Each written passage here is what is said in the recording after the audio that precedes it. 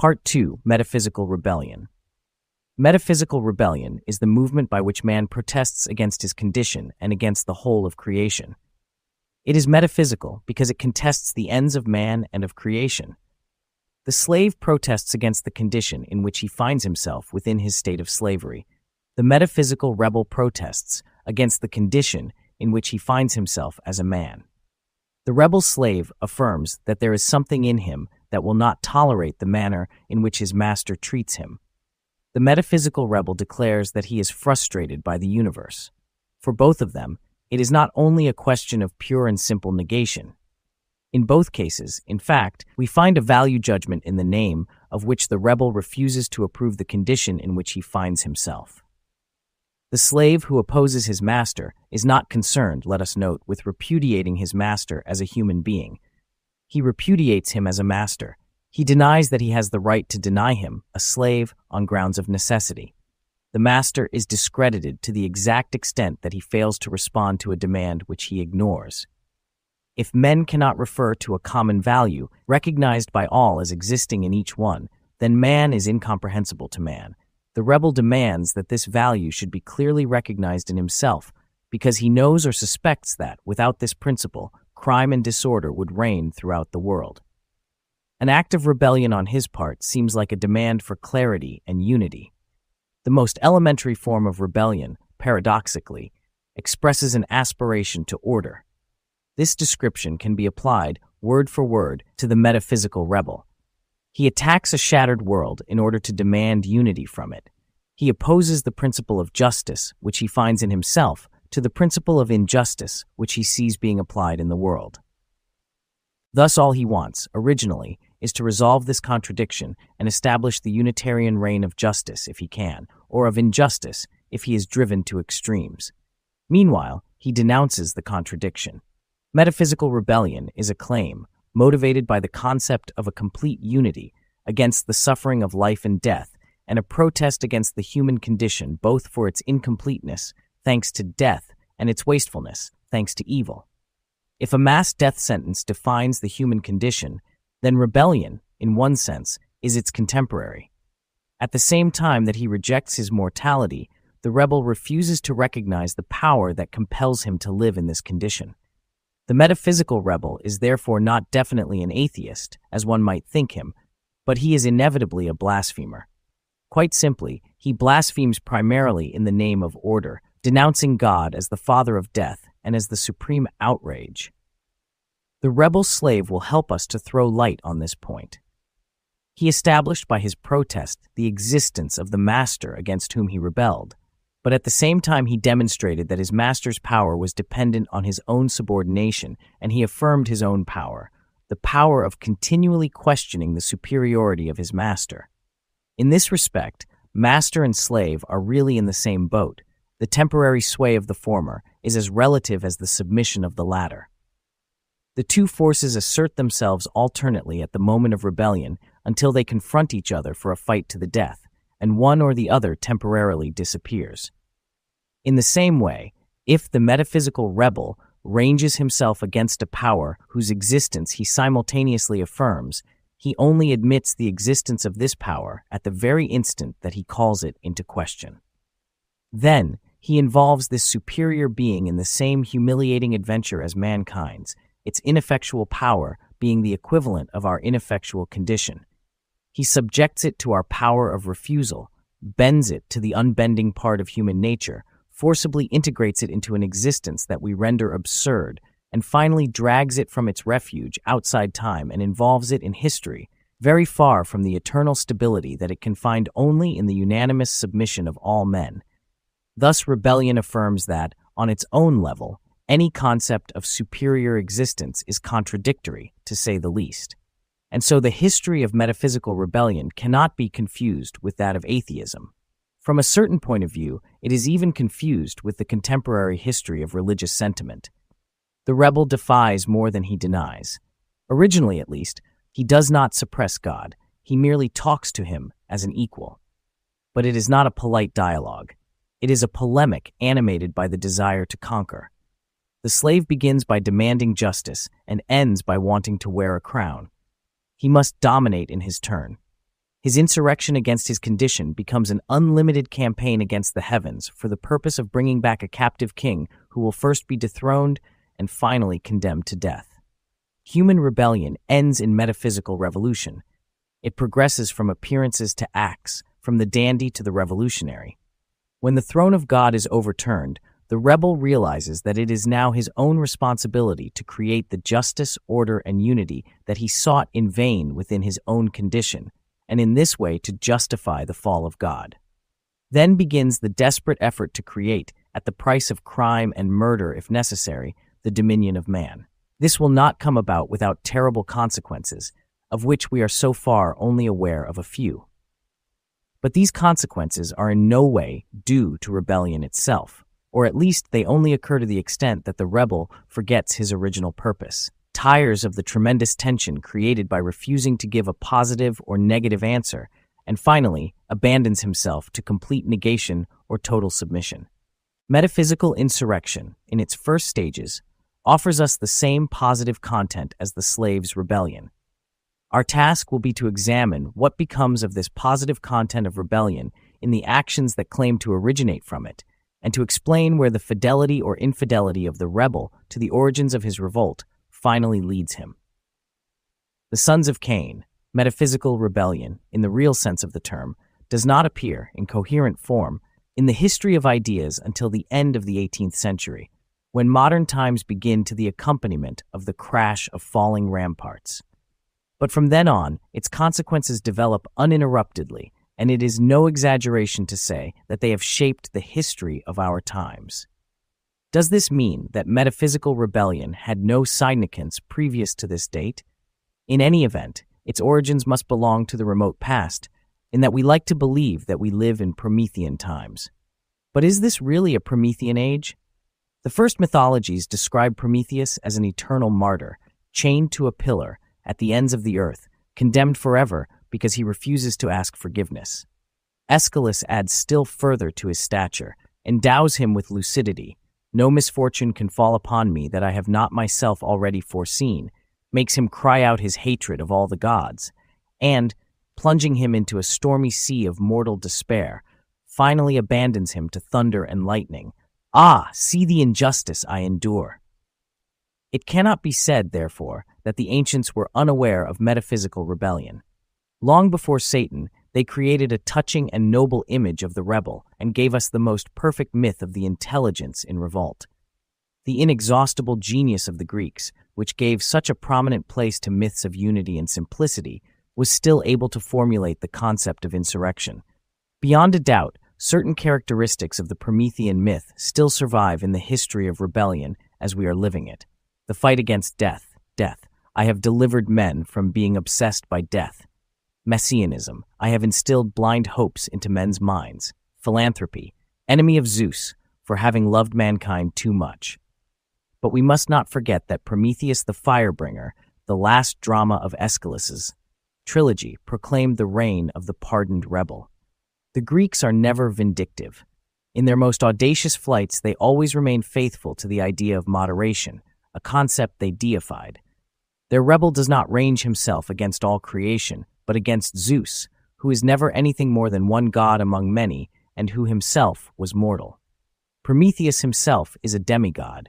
It is a question of settling a particular account, of a dispute about what is good, and not of a universal struggle between good and evil.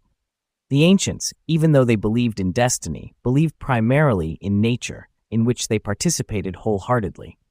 To rebel against nature amounted to rebelling against oneself. It was butting one's head against a wall. Therefore, the only coherent act of rebellion was to commit suicide. Destiny, for the Greeks, was a blind force to which one submitted, just as one submitted to the forces of nature. The acme of excess to the Greek mind was to beat the sea with rods, an act of insanity worthy only of barbarians. Of course, the Greeks described excess, since it exists, but they gave it its proper place, and by doing so, also defined its limits. Achilles' defiance after the death of Patroclus, the imprecations of the Greek tragic heroes cursing their fate, do not imply complete condemnation. Oedipus knows that he is not innocent. He is guilty in spite of himself. He is also part of destiny. He complains, but he says nothing irreparable. Antigone rebels, but she does so in the name of tradition, in order that her brothers may find rest in the tomb and that the appropriate rites may be observed. In her case, rebellion is, in one sense, reactionary. The Greek mind has two aspects, and in its meditations almost always re-echoes, as counterpoint to its most tragic melodies, the eternal words of Oedipus, who, blind and desperate, recognizes that all is for the best. Affirmation counterbalances negation. Even when Plato anticipates with Callicles the most common type of Nietzschean, even when the latter exclaims, "But when a man appears who has the necessary character, he will escape, he will trample on our formulas, our magic spells, our incantations, and the laws, which are all, without exception, contrary to nature. Our slave has rebelled and has shown himself to be the master. Even then, though he rejects law, he speaks in the name of nature." Metaphysical rebellion presupposes a simplified view of creation, which was inconceivable to the Greeks. In their minds, there were not gods on one side and men on the other, but a series of stages leading from one to the other. The idea of innocence opposed to guilt, the concept of all of history summed up in the struggle between good and evil, was foreign to them. In their universe, there were more mistakes than crimes, and the only definitive crime was excess.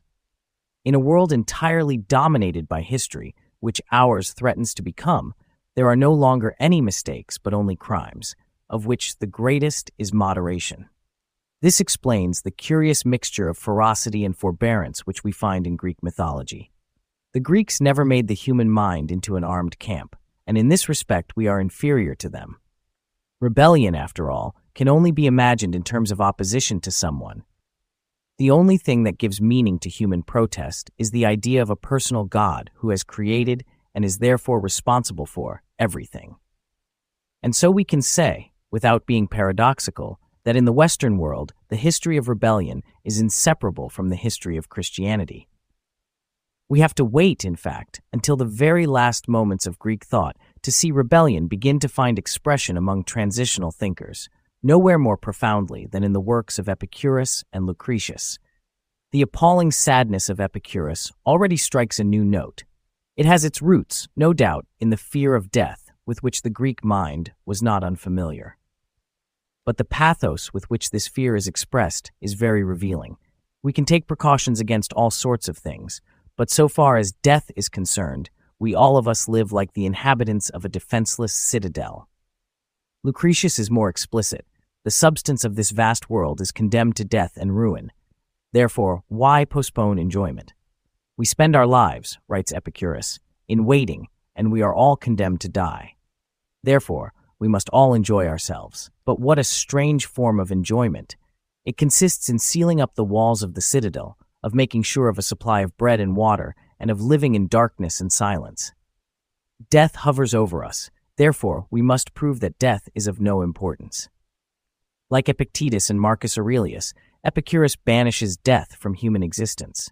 Death has no meaning for us, for what is indefinable is incapable of feeling, and what is incapable of feeling has no meaning for us. Is this the equivalent of nothingness?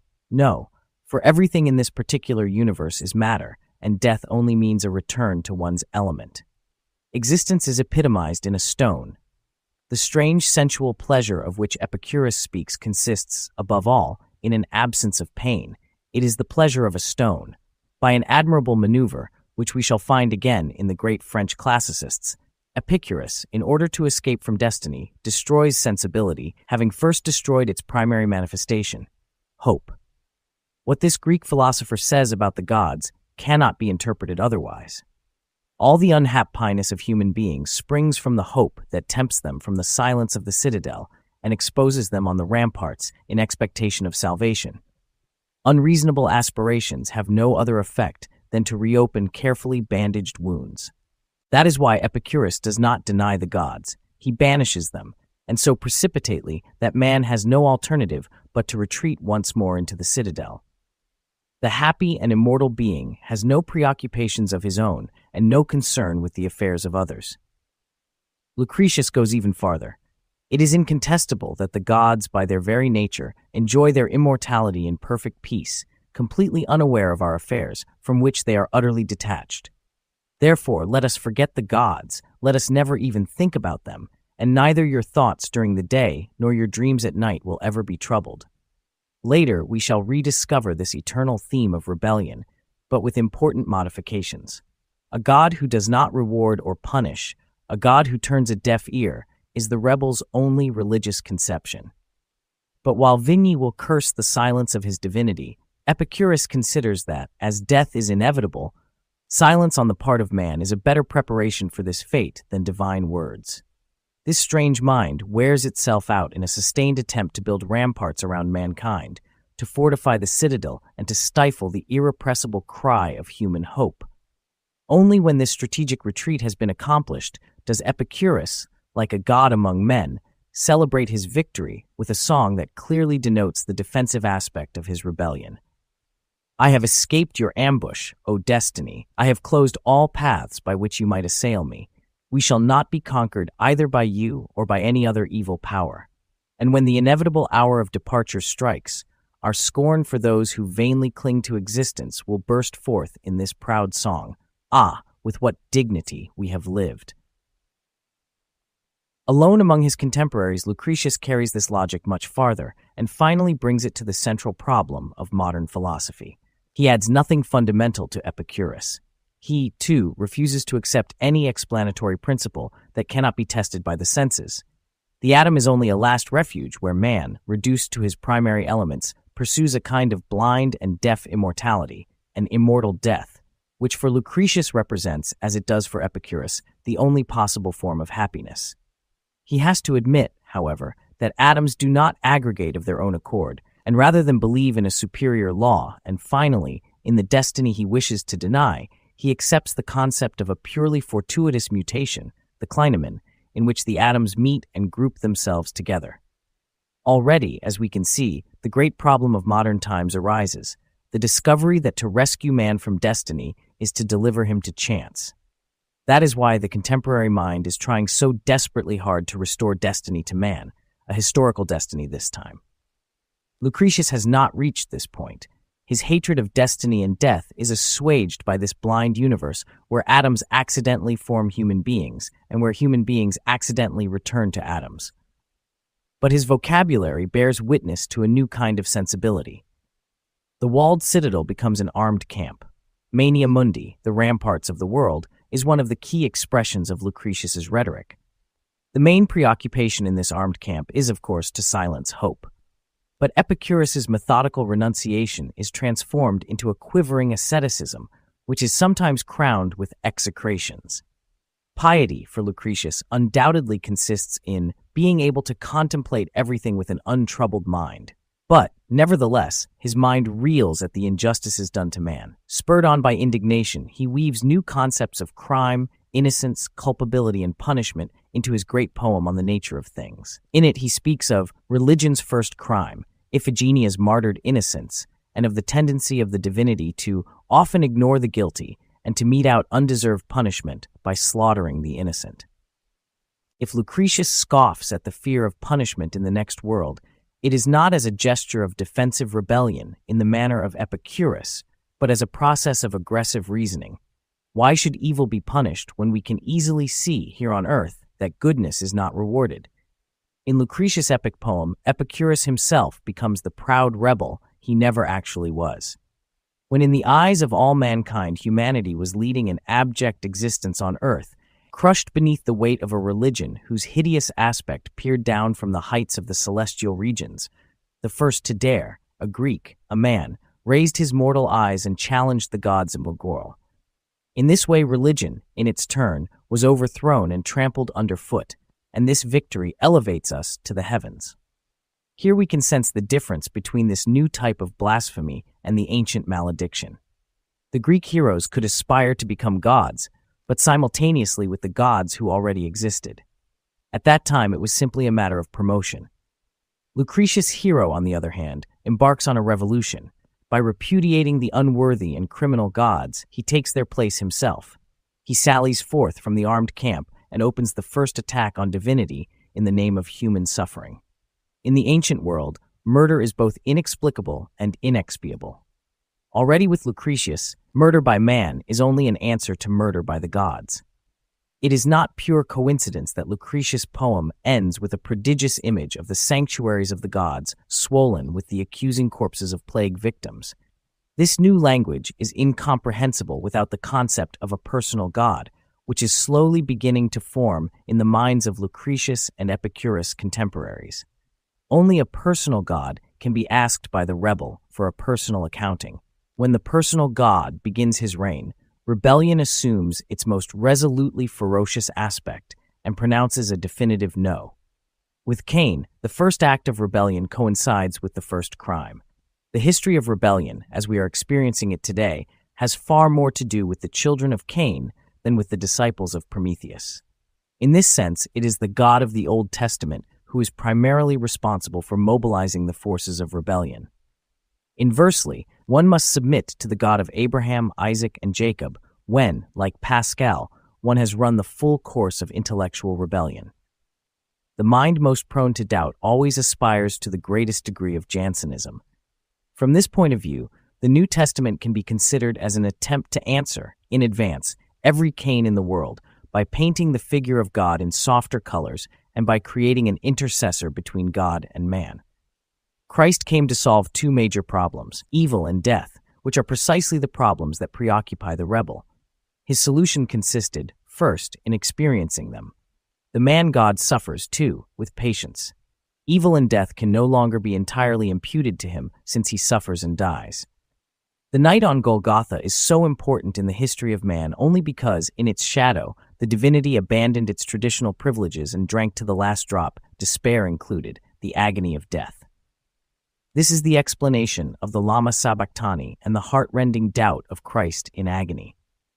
The agony would have been mild if it had been alleviated by hopes of eternity. For God to be a man, he must despair. Gnosticism, which is the fruit of Greco-Christian collaboration, has tried for 2 centuries, in reaction against Judaic thought, to promote this concept. We know, for example, the vast number of intercessors invented by Valentinus. But the aeons of this particular metaphysical skirmish are the equivalent of the intermediary truths to be found in Hellenism. Their aim is to diminish the absurdity of an intimate relationship between suffering humanity and an implacable God. This is the special role of Marcion's cruel and bellicose second God. This demiurge is responsible for the creation of a finite world and of death. Our duty is to hate him and at the same time to deny everything that he has created by means of asceticism to the point of destroying, by sexual abstinence, all creation. This form of asceticism is therefore both proud and rebellious. Marcion simply alters the course of rebellion and directs it toward an inferior God so as to be better able to exalt the superior God. Gnosis, owing to its Greek origins, remains conciliatory and tends to destroy the Judaic heritage in Christianity.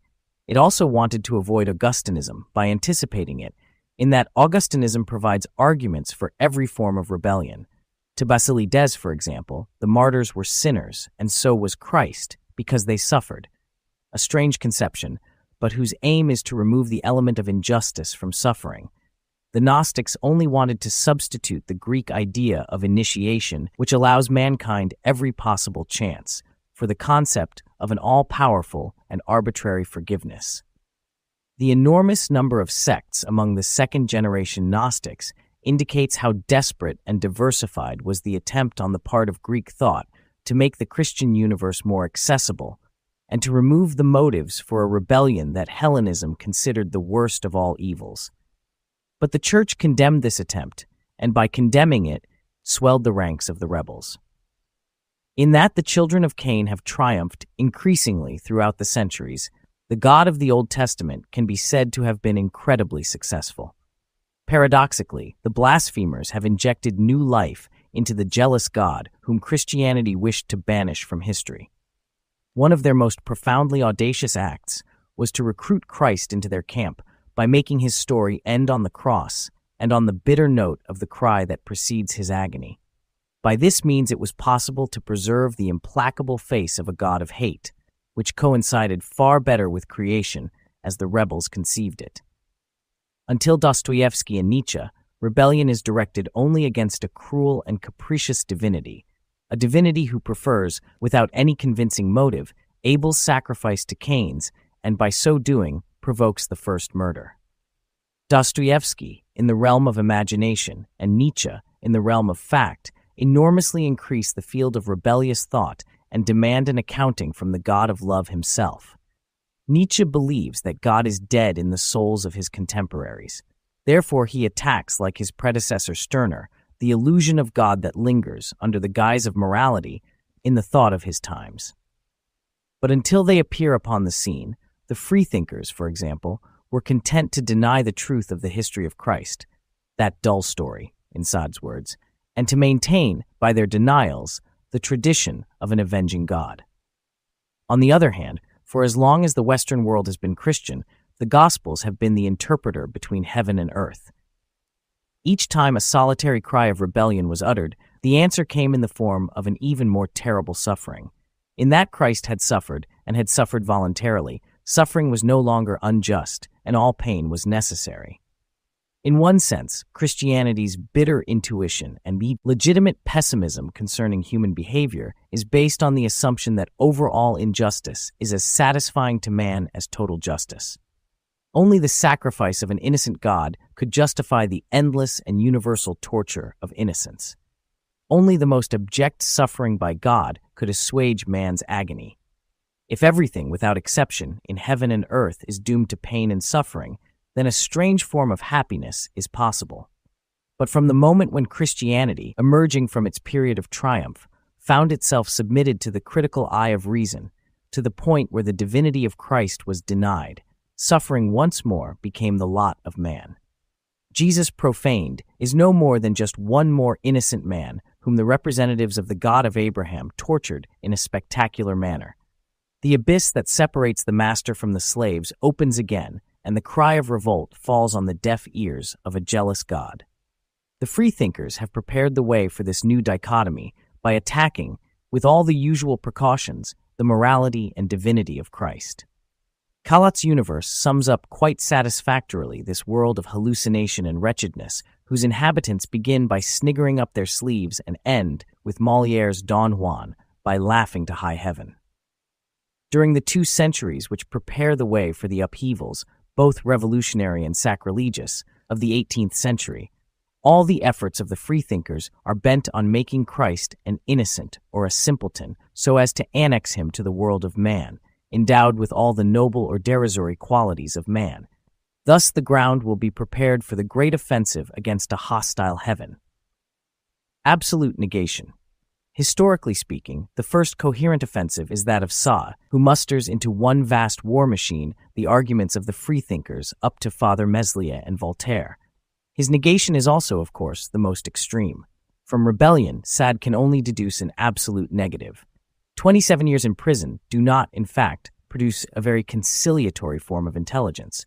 Such a long period of confinement produces either weaklings or killers, and sometimes a combination of both. If the mind is strong enough to construct in a prison cell a moral philosophy that is not one of submission, it will generally be one of domination. Every ethic based on solitude implies the exercise of power. In this respect, Sade is the archetype, for insofar as society treated him atrociously, he responded in an atrocious manner. The writer, despite a few happy phrases and the thoughtless praises of our contemporaries, is secondary.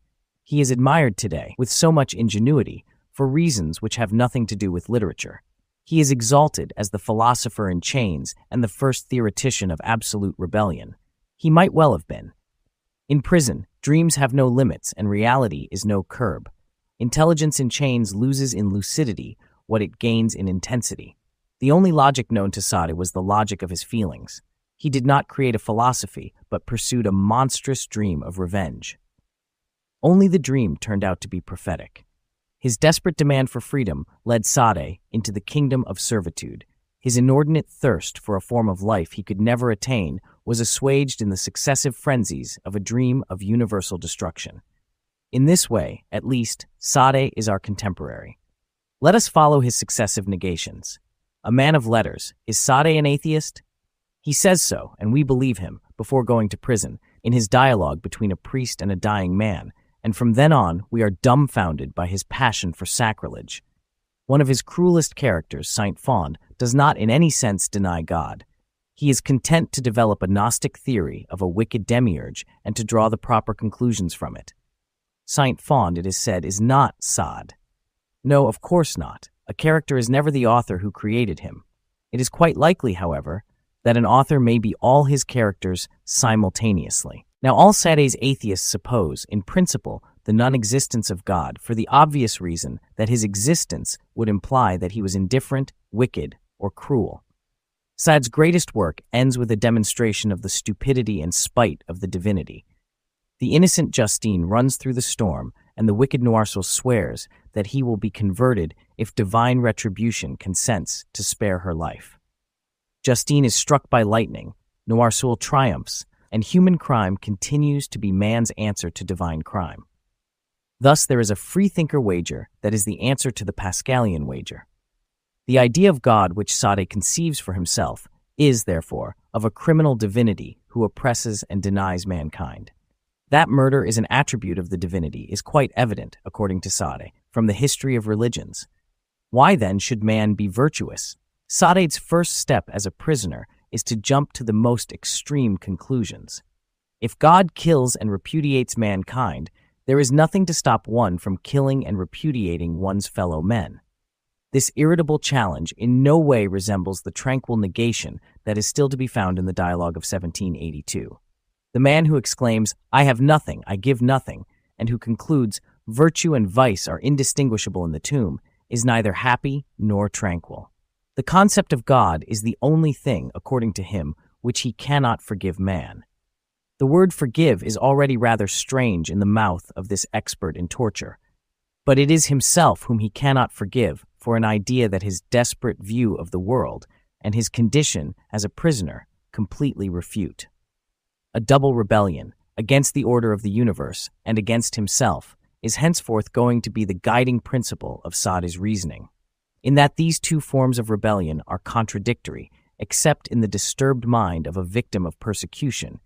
His reasoning is always either ambiguous or legitimate, according to whether it is considered in the light of logic or in an attempt at compassion. He therefore denies man and his morality because God denies them. But he denies God even though he has served as his accomplice and guarantor up to now. For what reason? Because of the strongest instinct to be found in one who is condemned by the hatred of mankind to live behind prison walls, the sexual instinct. What is this instinct? On the one hand, it is the ultimate expression of nature, and on the other, the blind force that demands the total subjection of human beings, even at the price of their destruction. Sade denies God in the name of nature.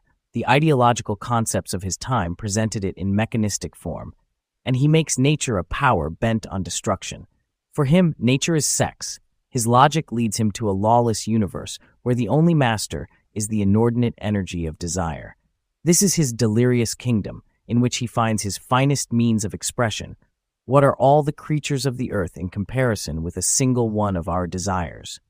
The long arguments by which Sade's heroes demonstrate that nature has need of crime, that it must destroy in order to create, and that we help nature create from the moment we destroy it ourselves, are only aimed at establishing absolute freedom for the prisoner, Sade, who is too unjustly punished not to long for the explosion that will blow everything to pieces. In this respect, he goes against his times. The freedom he demands is not one of principles, but of instincts. Sade dreamed, no doubt, of a universal republic, whose scheme he reveals through his wise reformer, Zam. He won Sade's great criminals excused their crimes on the ground that they were born with uncontrollable sexual appetites about which they could do nothing. Shows us by this means that one of the purposes of rebellion is to liberate the whole world, in that, as the movement accelerates, rebellion is less and less willing to accept limitations. But everything about him contradicts this pious dream. He is no friend of humanity. He hates philanthropists, the equality of which he sometimes speaks is a mathematical concept, the equivalence of the objects that comprise the human race, the abject equality of the victims. Real fulfillment for the man who allows absolutely free rein to his desires and who must dominate everything lies in hatred. Sade's republic is not founded on liberty, but on libertinism. Justice, this peculiar Democrat writes, has no real existence. It is the divinity of all the passions. Nothing is more revealing in this respect than the famous lampoon read by Dalmance in the Philosophie du Boudoir, which has the curious title, People of France, One More Effort if you want to be Republicans.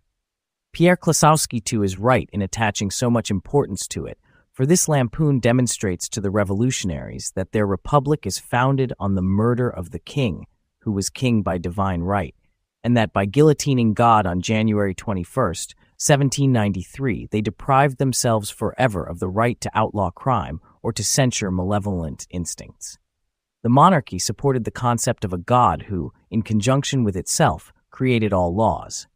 As for the republic, it stands alone, and morality was supposed to exist without benefit of the commandments. It is doubtful, however, that Sade, as Klossowski maintains, had a profound sense of sacrilege and that an almost religious horror led him to the conclusions that he expresses. It is much more likely that he came to these conclusions first and afterwards perceived the correct arguments to justify the absolute moral license that he wanted the government of his time to sanction. Logic founded on passions reverses the traditional sequence of reasoning and places the conclusions before the premises. To be convinced of this, we only have to appraise the admirable sequence of sophisms by which Sade, in this passage, justifies calumny, theft, and murder, and demands that they be tolerated under the new dispensation. To Sade, mon prochain. It is then, however, that his thoughts are most profound. He rejects, with exceptional perspicacity for his times, the presumptuous alliance of freedom with virtue. Freedom, particularly when it is a prisoner's dream, cannot endure limitations. It must sanction crime, or it is no longer freedom. On this essential point, Sade never varies. This man who never preached anything but contradictions only achieves coherence, and of a most complete kind, when he talks of capital punishment. An addict of refined ways of execution, a theoretician of sexual crime, he was never able to tolerate legal crime. My imprisonment by the state, with the guillotine under my very eyes, was far more horrible to me than all the Bastilles imaginable. From this feeling of horror, he drew the strength to be moderate, publicly, during the Terror, and to intervene generously on behalf of his mother-in-law, despite the fact that she had had him imprisoned. A few years later, Nodier summed up, perhaps without knowing it, the position obstinately defended by Sade. To kill a man in a paroxysm of passion is understandable. To have him killed by someone else after calm and serious meditation and on the pretext of duty honorably discharged is incomprehensible. Here we find the germ of an idea which again will be developed by Sade. He who kills must pay with his own life. Sade is more moral, we see, than our contemporaries. But his hatred for the death penalty is at first no more than a hatred for men who are sufficiently convinced of their own virtue to dare to inflict capital punishment when they themselves are criminals. You cannot simultaneously choose crime for yourself and punishment for others. You must open the prison gates or give an impossible proof of your own innocence. From the moment you accept murder, even if only once, you must allow it universally. The criminal who acts according to nature cannot, without betraying his office, range himself on the side of the law. One more effort, if you want to be Republicans, means accept the freedom of crime, the only reasonable attitude, and enter forever into a state of insurrection as you enter into a state of grace. Thus, total submission to evil leads to an appalling penitence, which cannot fail to horrify the Republic of Enlightenment and of natural goodness. By a significant coincidence, the manuscript of 120 Days of Sodom was burned during the first riot of the Republic, which could hardly fail to denounce Sade's heretical theories of freedom and to throw so compromising a supporter into prison once more. By so doing, it gave him the regrettable opportunity of developing his rebellious logic still further. The Universal Republic could be a dream for Sade, but never a temptation. In politics, his real position is cynicism. In his Society of the Friends of Crime, he declares himself ostensibly in favor of the government and its laws, which he meanwhile has every intention of violating. It is the same impulse that makes the lowest form of criminal vote for conservative candidates. The plan that Sade had in mind assures the benevolent neutrality of the authorities. The Republic of Crime cannot, for the moment at least, be universal. It must pretend to obey the law. In a world that knows no other rule than murder, beneath a criminal heaven, and in the name of a criminal nature, however, Sade, in reality, obeys no other law than that of inexhaustible desire. But to desire without limit is the equivalent of being desired without limit. License to destroy supposes that you yourself can be destroyed. Therefore, you must struggle and dominate. The law of this world is nothing but the law of force, its driving force, the will to power. The advocate of crime really only respects two kinds of power. One, which he finds among his own class, founded on the accident of birth, and the other by which, through sheer villainy, an underdog raises himself to the level of the libertines of noble birth whom Sade makes his heroes. This powerful little group of initiates knows that it has all the rights. Anyone who doubts, even for a second, these formidable privileges is immediately driven from the flock, and once more becomes a victim. Thus, a sort of aristocratic morality is created through which a little group of men and women manage to entrench themselves above a caste of slaves because they possess the secret of a strange knowledge. The only problem for them consists in organizing themselves so as to be able to exercise fully their rights, which have the terrifying scope of desire. They cannot hope to dominate the entire universe until the law of crime has been accepted by the universe. Sade never believed that his fellow countrymen would be capable of the additional effort needed to make it republican. But if crime and desire are not the law of the entire universe, if they do not reign at least over a specified territory, they are no longer unifying principles, but ferments of conflict. They are no longer the law, and man returns to chaos and confusion. Thus it is necessary to create from all these fragments a world that exactly coincides with the new law. The need for unity, which creation leaves unsatisfied, is fulfilled, at all costs, in a microcosm. The law of power never has the patience to await complete control of the world. It must fix the boundaries, without delay, of the territory where it holds sway, even if it means surrounding it with barbed wire and observation towers. For Sade, the law of power implies barred gates, castles with 7 circumvallations from which it is impossible to escape, and where a society founded on desire and crime functions unimpeded, according to the rules of an implacable system. The most unbridled rebellion, insistence on complete freedom, lead to the total subjection of the majority. For Sade, man's emancipation is consummated in these strongholds of debauchery, where a kind of bureaucracy of vice rules over the life and death of the men and women who have committed themselves forever to the hell of their desires. His works abound with descriptions of these privileged places where feudal libertines, to demonstrate to their assembled victims their absolute impotence and servitude, always repeat the Duc de Blangis's speech to the common people of the 120 days of Sodom, "You are already dead to the world." Sade himself also inhabited the Tower of Freedom, but in the Bastille. Absolute rebellion took refuge with him in a sordid fortress from which no one, either persecuted or persecutors, could ever escape. To establish his freedom, he had to create absolute necessity. Unlimited freedom of desire implies the negation of others and the suppression of pity. The heart, that weak spot of the intellect, must be exterminated. The locked room and the system will see to that. The system, which plays a role of capital importance in Sade's fabulous castles, perpetuates a universe of mistrust. It helps to anticipate everything so that no unexpected tenderness or pity occur to upset the plans for complete enjoyment. It is a curious kind of pleasure, no doubt, which obeys the commandment, "We shall rise every morning at 10 o'clock." But enjoyment must be prevented from degenerating into attachment. It must be put in parentheses and toughened. Objects of enjoyment must also never be allowed to appear as persons. If man is an absolutely material species of plant, he can only be treated as an object, and as an object for experiment. In Sade's fortress republic, there are only machines and mechanics. The system, which dictates the method of employing the machines, puts everything in its right place. His infamous convents have their rule, significantly copied from that of religious communities. Thus the libertine indulges in public confession. But the process is changed. If his conduct is pure, he is censured. Sade, as was the custom of his period, constructed ideal societies. But contrary to the custom of his period, He codifies the natural wickedness of mankind. He meticulously constructs a citadel of force and hatred, pioneer that he is, even to the point of calculating mathematically the amount of the freedom he succeeded in destroying. He sums up his philosophy with an unemotional accounting of crimes: massacred before the 1st of March, 10. After the 1st of March, 20. To come, 16. Total, 46. A pioneer, no doubt, but a limited one, as we can see. If that were all, Sade would be worthy only of the interest that attaches to all misunderstood pioneers. But once the drawbridge is up, life in the castle must go on. No matter how meticulous the system, it cannot foresee every eventuality.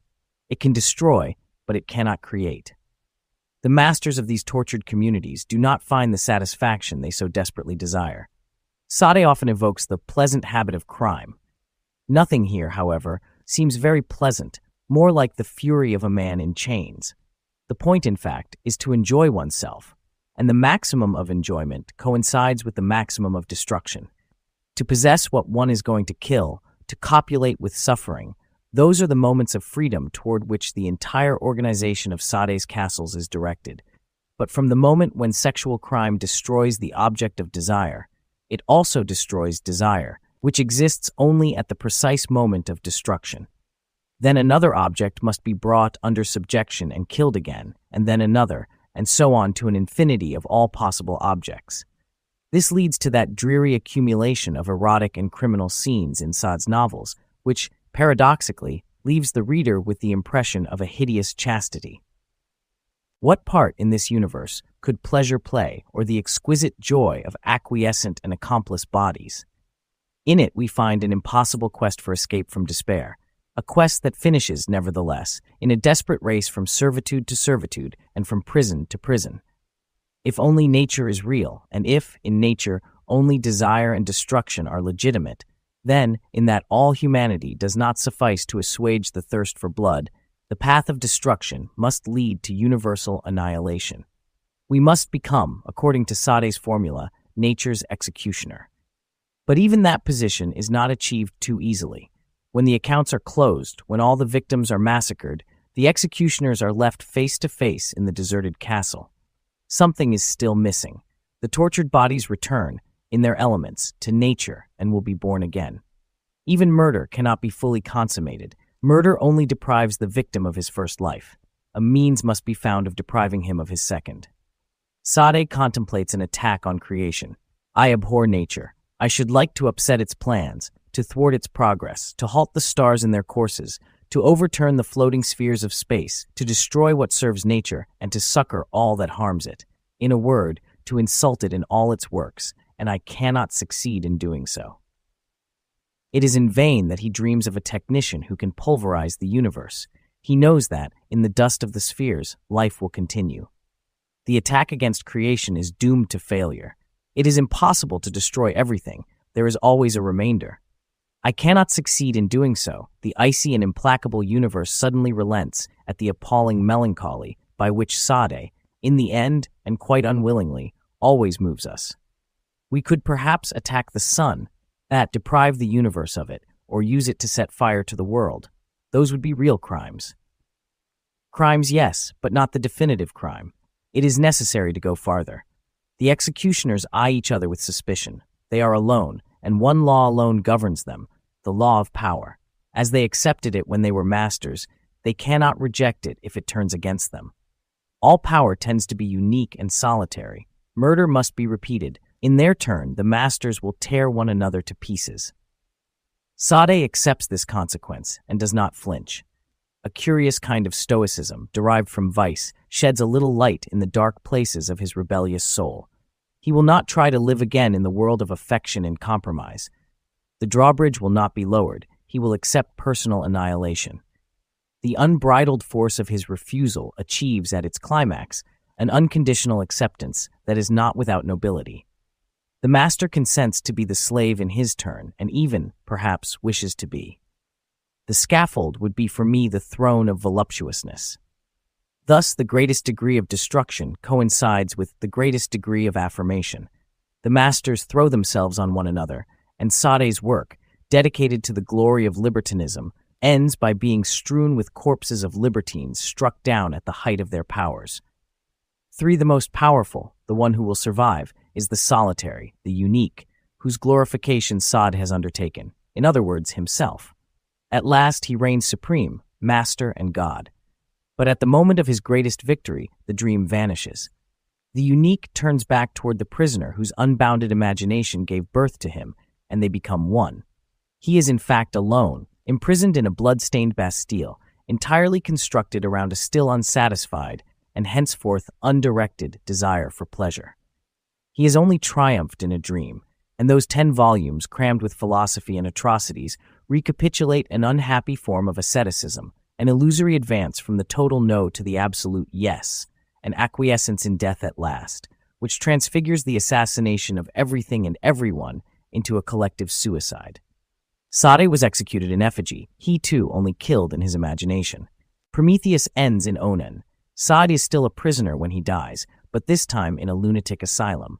3. Maurice Blanchot, L'Autrement et Sade. Acting plays on an improvised stage with other lunatics. A derisory equivalent of the satisfaction that the order of the world failed to give him was provided for him by dreams and by creative activity. The writer, of course, has no need to refuse himself anything. For him, at least, boundaries disappear and desire can be allowed free rein. In this respect, Sade is the perfect man of letters. He created a fable in order to give himself the illusion of existing. He put the moral crime that one commits by writing above everything else. His merit, which is incontestable, lies in having immediately demonstrated, with the unhappy perspicacity of accumulated rage, the extreme consequences of rebellious logic, at least when it forgets the truth to be found in its origins. These consequences are a complete totalitarianism, universal crime, an aristocracy of cynicism, and the desire for an apocalypse.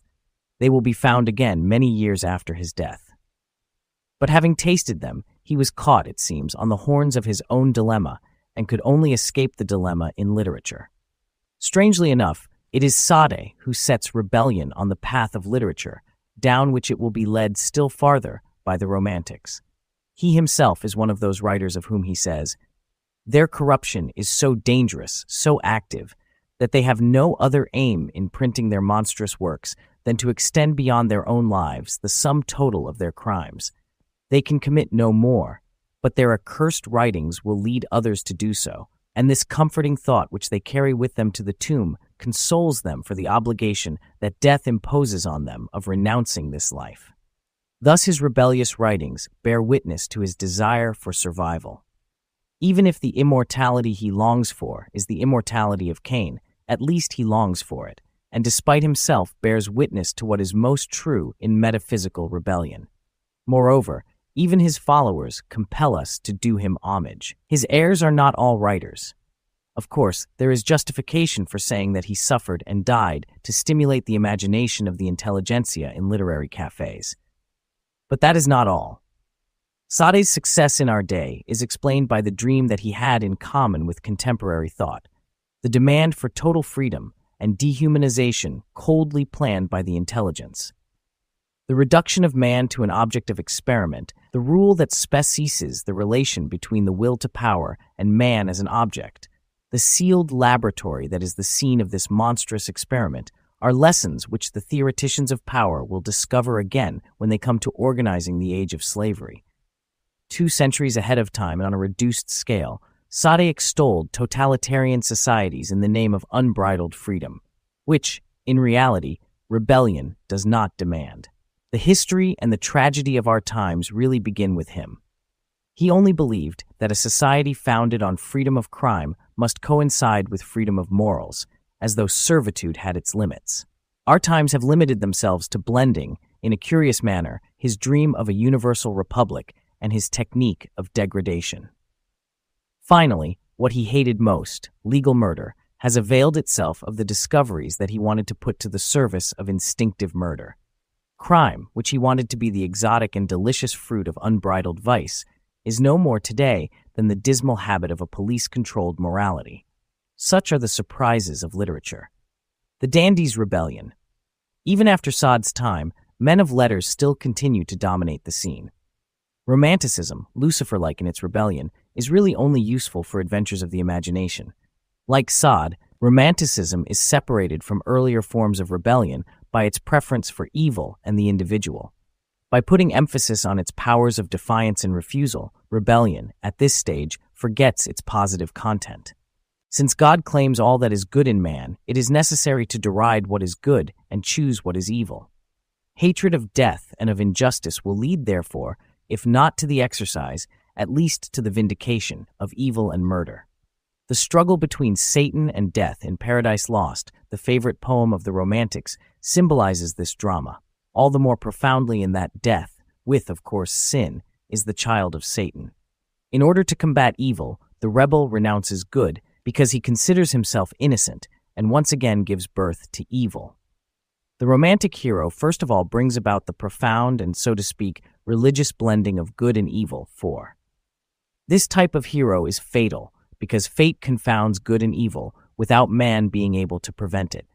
Fate does not allow judgments of value. It replaces them by the statement that it is so, which excuses everything with the exception of the Creator, who alone is responsible for this scandalous state of affairs. The romantic hero is also fatal because, to the extent that he increases in power and genius, the power of evil increases in him. Every manifestation of power, every excess, is thus covered by this "it is so." That the artist, particularly the poet, should be demoniac is a very ancient idea, which is formulated provocatively in the work of the Romantics. At this period, there is even an imperialism of evil, whose aim is to annex everything, even the most orthodox geniuses. What made Milton write with constraint, Blake observes, when he spoke of angels and of God, and with audacity when he spoke of demons and of hell, is that he was a real poet and on the side of the demons, without knowing it. The poet, the genius, man himself in his most exalted image, therefore cry out simultaneously with Satan, "So farewell hope, and with hope farewell fear, farewell remorse evil, be thou my good." It is the cry of outraged innocence. The romantic hero, therefore, considers himself compelled to do evil by his nostalgia for an unrealizable good. Satan rises against his creator because the latter employed force to subjugate him. "Whom reason hath equaled," says Milton's Satan, "force hath made supreme above his equals." Divine violence is thus explicitly condemned. The rebel flees from this aggressive and unworthy God, farthest from him is best, and reigns over all the forces hostile to the divine order. The Prince of Darkness has only chosen this path because good is a notion defined and utilized by God for unjust purposes. Even innocence irritates the rebel insofar as it implies being duped. This dark spirit of evil, who is enraged by innocence, creates a human injustice parallel to divine injustice. Since violence is at the root of all creation, deliberate violence shall be its answer. The fact that there is an excess of despair for a dominant theme in William Blake, for example, adds to the causes of despair and brings rebellion to that state of indignant frustration which follows the long experience of injustice and where the distinction between good and evil finally disappears. Vigny's Satan can no longer find in good or evil any pleasure, nor of the sorrow that he causes take the measure. This defines nihilism and authorizes murder. Murder, in fact, is on the way to becoming acceptable. It is enough to compare the Lucifer of the painters of the Middle Ages with the Satan of the Romantics. An adolescent, young, sad, charming, Vigny replaces the horned beast. Beautiful, with a beauty unknown on this earth, Lermontov, solitary and powerful, unhappy and scornful, he is offhand even in oppression. But his excuse is sorrow. Who here, says Milton's Satan, will envy whom the highest place condemns to greatest share of endless pain? So many injustices suffered, a sorrow so unrelieved, justify every excess. The rebel, therefore, allows himself certain advantages. Murder, of course, is not recommended for its own sake, but it is implicit in the value, supreme for the romantic, attached to frenzy. Frenzy is the reverse of boredom. Lorenzaccio dreams of Han of Iceland. Exquisite sensibilities evoke the elementary furies of the beast. The Byronic hero, incapable of love, or capable only of an impossible love, suffers endlessly. He is solitary, languid, his condition exhausts him. If he wants to feel alive, it must be in the terrible exaltation of a brief and destructive action. To love someone whom one will never see again is to give a cry of exultation as one perishes in the flames of passion. One lives only in and for the moment in order to achieve the brief and vivid union of a tempestuous heart united to the tempest, Lermontov. The threat of mortality which hangs over us makes everything abortive. Only the cry of anguish can bring us to life. Exaltation takes the place of truth. To this extent, the apocalypse becomes an absolute value in which everything is confounded: love and death, conscience and culpability. In a chaotic universe, no other life exists but that of the abyss where, according to Alfred Le Poitevin, human beings come trembling with rage and exulting in their crimes to curse the Creator. The intoxication of frenzy and ultimately some suitable crime reveal in a moment the whole meaning of a life. Without exactly advocating crime, the Romantics insist on paying homage to a basic system of privileges which they illustrate with the conventional images of the outlaw, the criminal with the heart of gold, and the kind brigand. Their works are bathed in blood and shrouded in mystery. The soul is delivered, at a minimum expenditure, of its most hideous desires that a later generation will assuage in extermination camps. Of course, these works are also a challenge to the society of the times, but Romanticism, at the source of its inspiration, is chiefly concerned with defying moral and divine law. That is why its most original creation is not primarily the revolutionary, but, logically enough, the dandy. Logically, because this obstinate persistence in Satanism can only be justified by the endless affirmation of injustice and, to a certain extent, by its consolidation.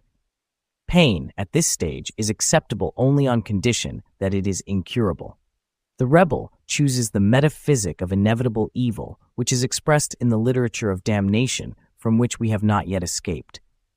I was conscious of my power, and I was conscious of my chains, Petrus Borel. But these chains are valuable objects. Without them, it would be necessary to prove or to exercise this power which, after all, one is not very sure of having.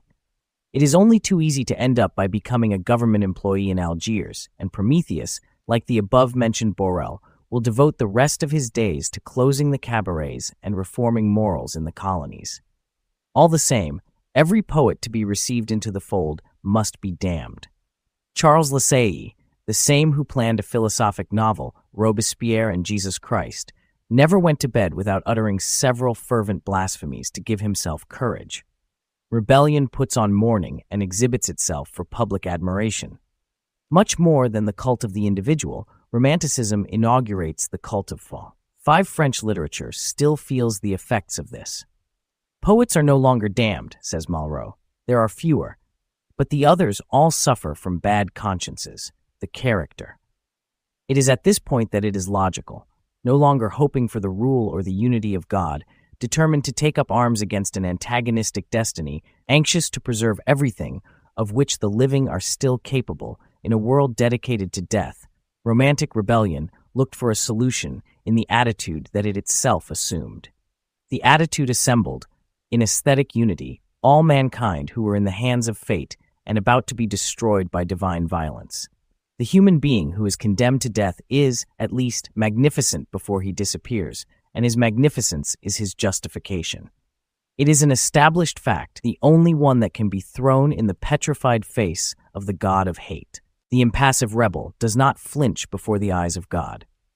Nothing, says Milton, will change this determined mind, this high disdain born of an offended conscience. Everything is drawn or rushes toward the void, but even though man is humiliated, he is obstinate and at least preserves his pride. A Baroque romantic discovered by Raymond Queneau claims that the aim of all intellectual life is to become God. This romantic is really a little ahead of his time. The aim, at that time, was only to equal God and remain on his level.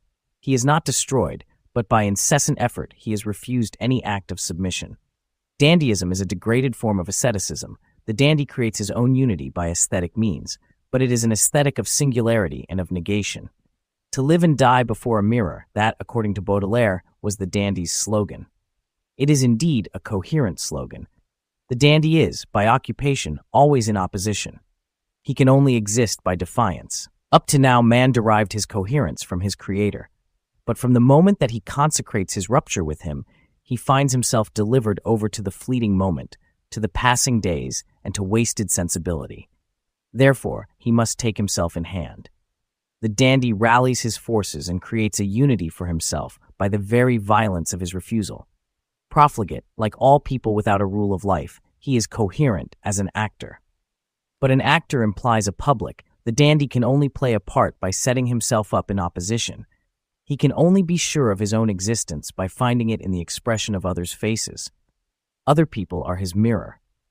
A mirror that quickly becomes clouded, it is true, since human capacity for attention is limited.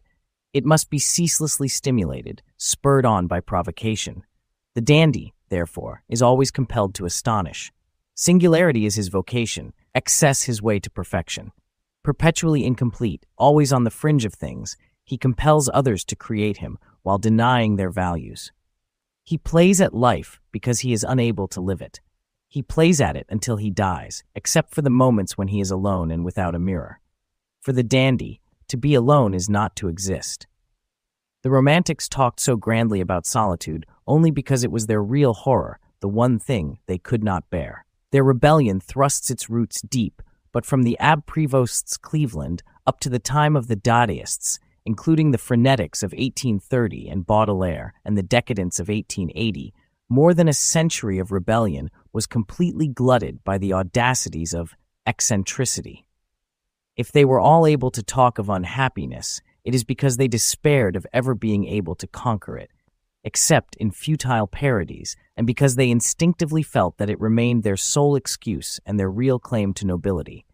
That is why the heritage of Romanticism was not claimed by Victor Hugo, the epitome of France, but by Baudelaire and Lacenaire, the poets of crime. Everything in this world exudes crime, says Baudelaire, the newspaper, the walls, and the face of man. Nevertheless, crime, which is the law of nature, singularly fails to appear distinguished. Lacenaire, the first of the gentlemen criminals, exploits it effectively. Baudelaire displays less tenacity, but is a genius. He creates the garden of evil, where crime figures only as one of the rarer species. Terror itself becomes an exquisite sensation and a collector's item. Not only would I be happy to be a victim, but I would not even hate being an executioner in order to feel the revolution from both sides. Even Baudelaire's conformity has the odor of crime. If he chose Meister as his master, it is to the extent that this conservative goes to extremes and centers his doctrine on death and on the executioner. The real saint, Baudelaire pretends to think, is he who flogs and kills people for their own good. His argument will be heard. A race of real saints is beginning to spread over the earth for the purpose of confirming these curious conillusions about rebellion. But Baudelaire, despite his satanic arsenal, his taste for sod, his blasphemies, remains too much of a theologian to be a proper rebel. His real drama, which made him the greatest poet of his time, was something else. Baudelaire can be mentioned here only to the extent that he was the most profound theoretician of dandyism and gave definite form to one of the conclusions of Romantic revolt. Romanticism demonstrates, in fact, that rebellion is part and parcel of dandyism. One of its objectives is appearances. In its conventional forms, dandyism admits a nostalgia for ethics. It is only honor degraded as a point of honor. But at the same time, it inaugurates an aesthetic which is still valid in our world, an aesthetic of solitary creators who are obstinate rivals of a god they condemn. From Romanticism onward, the artist's task will not only be to create a world or to exalt beauty for its own sake, but also to define an attitude. Thus, the artist becomes a model and offers himself as an example. Art is his ethic. With him begins the age of the directors of conscience. When the dandies fail to commit suicide or do not go mad, they make a career and pursue prosperity. Even when, like Vigny, they exclaim that they are going to retire into silence, their silence is piercing. But at the very heart of Romanticism, the sterility of this attitude becomes apparent to a few rebels who provide a transitional type between the eccentrics, or the incredible, and our revolutionary adventurers. Between the times of the 18th century eccentric and the conquerors of the 20th century, Byron and Shelley are already fighting, though only ostensibly, for freedom. They also expose themselves, but in another way. Rebellion gradually leaves the world of appearances for the world of action, where it will completely commit itself. The French students in 1830 and the Russian Decembrists will then appear as the purest incarnations of a rebellion which is at first solitary and which then tries, through sacrifice, to find the path to solidarity. But inversely, the taste for the apocalypse and a life of frenzy will reappear among present-day revolutionaries. The endless series of treason trials, the terrible game played out between the judge and the accused, the elaborate staging of cross-examinations, sometimes lead us to believe that there is a tragic resemblance to the old subterfuge by which the romantic rebel, in refusing to be what he was, provisionally condemned himself to a make-believe world in the desperate hope of achieving a more profound existence. The rejection of salvation. If the romantic rebel extols evil in the individual, this does not mean that he sides with mankind, but merely with himself. Dandyism, of whatever kind, is always dandyism in relation to God. The individual, insofar as he is a created being, can oppose himself only to the Creator. He has need of God, with whom he carries on a kind of a gloomy flirtation. Armand Hugh rightly says that, despite its Nietzschean atmosphere, God is not yet dead even in romantic literature. Damnation, so clamorously demanded, is only a clever trick played on God. But with Dostoevsky, the description of rebellion goes a step farther. Ivan Karamazov sides with mankind and stresses human innocence. He affirms that the death sentence which hangs over them is unjust.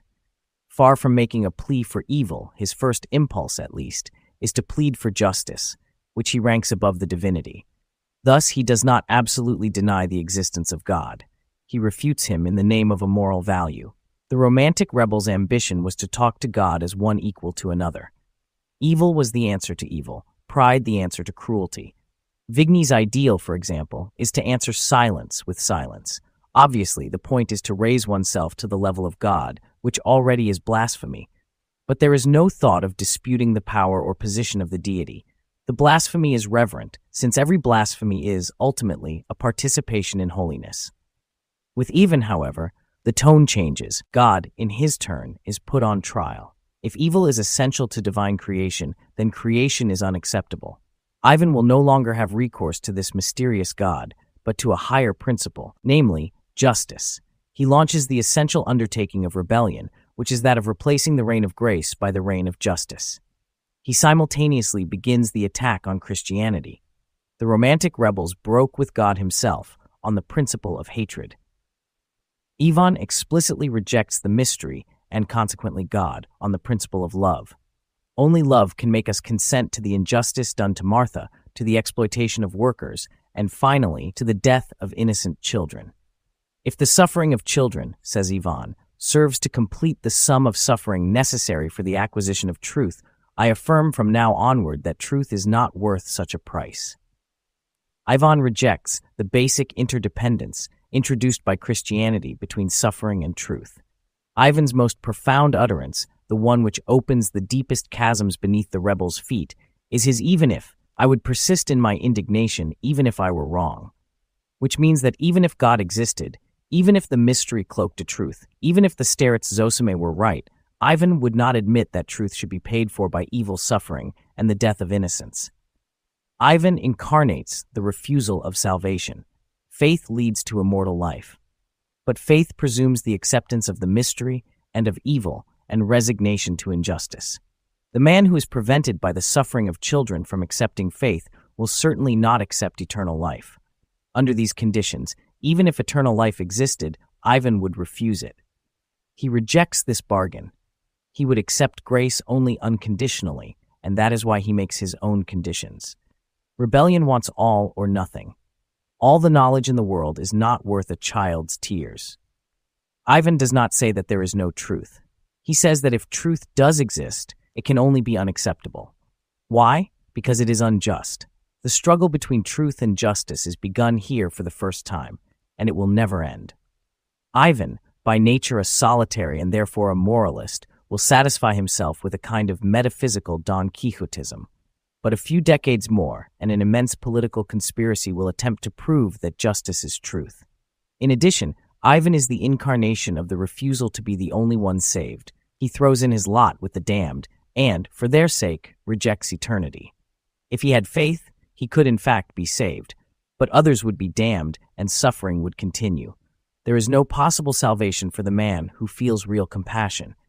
Ivan will continue to put God in the wrong by doubly rejecting faith as he would reject injustice and privilege. One step more, and from all or nothing we arrive at everyone or no one. This extreme determination and the attitude that it implies would have sufficed for the Romantics. But Ivan, too, even though he also gives way to dandyism, really lives his problems, torn between the negative and the affirmative. From this moment onward, he accepts the consequences. If he rejects immortality, what remains for him? Life in its most elementary form. When the meaning of life has been suppressed, there still remains life. I live, says Ivan, in spite of logic. And again, if I no longer had any faith in life, if I doubted a woman I loved or the universal order of things, if I were persuaded, on the contrary, that everything was only an infernal and accursed chaos, even then I would want to live. Ivan will live then, and will love as well without knowing why. But to live is also to act. To act in the name of what? If there is no immortality, then there is neither reward nor punishment. I believe that there is no virtue without immortality. And also, I only know that suffering exists, that no one is guilty, that everything is connected, that everything passes away and equals out. But if there is no virtue, there is no law. Everything is permitted. With this everything is permitted, the history of contemporary nihilism really begins. The Romantic rebellion did not go so far. It limited itself to saying, in short, that everything was not permitted, but that, through insolence, it allowed itself to do what was forbidden. With the Karamazovs, on the contrary, the logic of indignation turned rebellion against itself and confronted it with a desperate contradiction.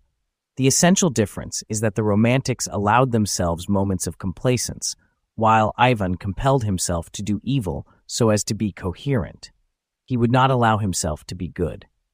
Nihilism is not only despair and negation, but above all, the D2. It is worth noting that Ivan is, in a certain way, Dostoevsky, who is more at ease in this role than in the role of Alyosha, sire to despair and to negate.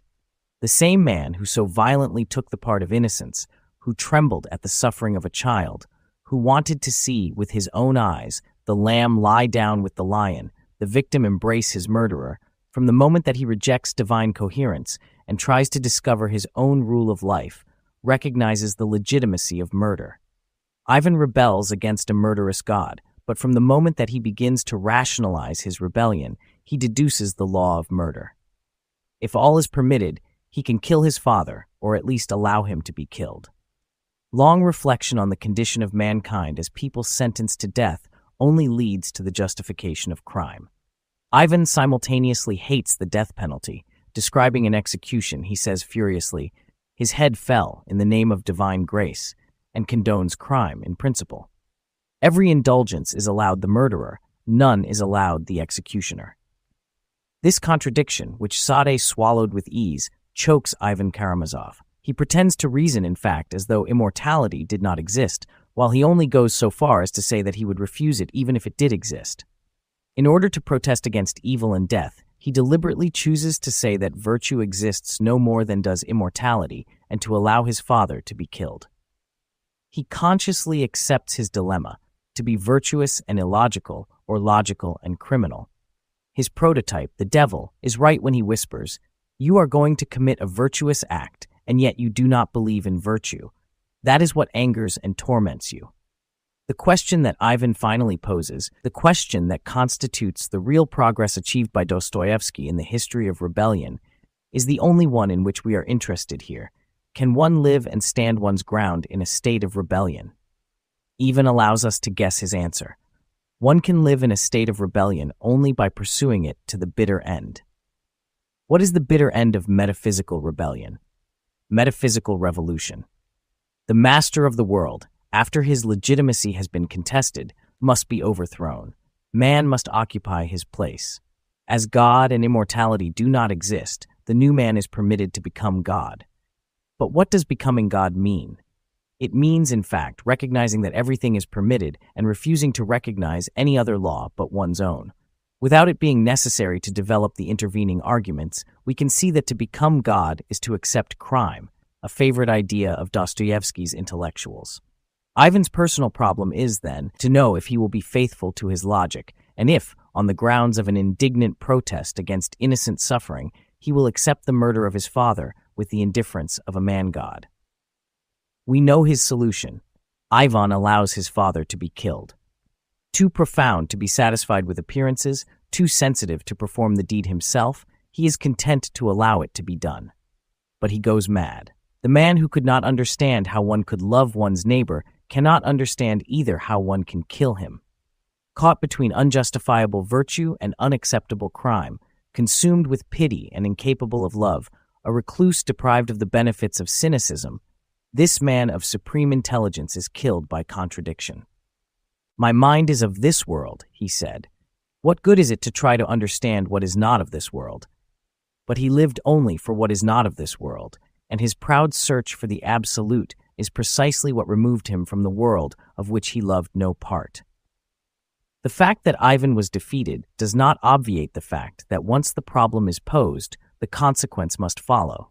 Rebellion is henceforth on the march toward action. This has already been demonstrated by Dostoevsky with prophetic intensity in his Legend of the Grand Inquisitor. Ivan, finally, does not distinguish the creator from his creation.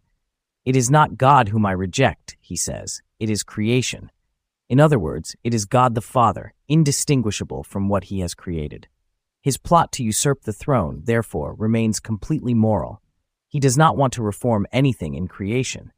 But creation being what it is, he claims the right to free himself morally and to free all the rest of mankind with him. On the other hand, from the moment when the spirit of rebellion, having accepted the concept of everything is permitted, and Ivan allows his father to be killed, and thus chooses a direct attack against nature and procreation. Moreover, this particular father is infamous. The repugnant figure of old Karamazov is continually coming between Ivan and the god of Alyosha. Everyone or no one aims at reconstructing creation in order to assert the sovereignty and divinity of man. And from the moment when metaphysical rebellion extends itself from ethics to politics, a new undertaking of incalculable import begins, which also springs, we must note, from the same nihilism. Dostoevsky, the prophet of the new religion, had foreseen and announced it. If Alyosha had come to the conclusion that neither God nor immortality existed, he would immediately have become an atheist and a socialist. For socialism is not only a question of the working classes, it is above all, in its contemporary incarnation, a question of atheism, a question of the Tower of Babel, which is constructed without God's help, not to reach to the heavens, but to bring the heavens down to earth. After that, Alyosha can in fact treat Ivan with compassion as a real simpleton. The latter only made an attempt at self-control and failed. Others will appear, with more serious intentions, who, on the basis of the same despairing nihilism, will insist on ruling the world. These are the Grand Inquisitors who imprison Christ and come to tell him that his method is not correct, that universal happiness cannot be achieved by the immediate freedom of choosing between good and evil, but by the domination and unification of the world. The first step is to conquer and rule. The kingdom of heaven will, in fact, appear on earth, but it will be ruled over by men, a mere handful to begin with, who will be the Caesars because they were the first to understand, and later, with time, by all men. The unity of all creation will be achieved by every possible means, since everything is permitted.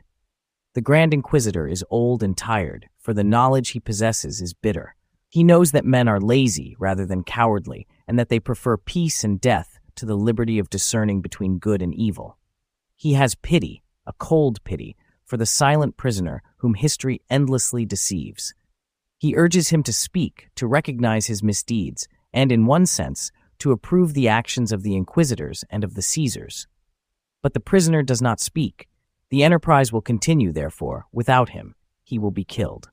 For these questions, God and immortality, are the same questions that socialism poses, but seen from another angle. Legitimacy will come at the end of time, when the kingdom of men is assured. The affair has only just begun, it is far from being terminated, and the world has many other things to suffer. But we shall achieve our aim, we shall be Caesar, and then we shall begin to think about universal happiness. By then the prisoner has been executed, the Grand Inquisitors reign alone, listening to the profound spirit, the spirit of destruction and death. The Grand Inquisitors proudly refuse freedom and the bread of heaven and offer the bread of this earth without freedom. Come down from the cross, and we will believe in you. Their police agents are already crying on Golgotha. But he did not come down, and, even at the most tortured moment of his agony, he protested to God at having been forsaken. There are thus no longer any proofs, but faith and the mystery that the rebels reject and at which the Grand Inquisitors scoff. Everything is permitted, and centuries of crime are prepared in that cataclysmic moment. From Paul to Stalin, the popes who have chosen Caesar have prepared the way for Caesars who quickly learned to despise popes. The unity of the world, which was not achieved with God, will henceforth be attempted in defiance of God. But we have not yet reached that point. For the moment, Ivan offers us only the tortured face of the rebel plunged in the abyss, incapable of action, torn between the idea of his own innocence and the desire to kill. He hates the death penalty because it is the image of the human condition, and at the same time, he is drawn to crime. Because he has taken the side of mankind, solitude is his lot. With him, the rebellion of reason culminates in madness. Absolute affirmation. From the moment that man submits God to moral judgment, he kills him in his own heart. And then what is the basis of morality? God is denied in the name of justice, but can the idea of justice be understood without the idea of God? At this point, are we not in the realm of absurdity? Absurdity is the concept that Nietzsche meets face to face. In order to be able to dismiss it, he pushes it to extremes. Morality is the ultimate aspect of God, which must be destroyed before reconstruction can begin. Then God no longer exists and is no longer responsible for our existence. Man must resolve to act in order to exist.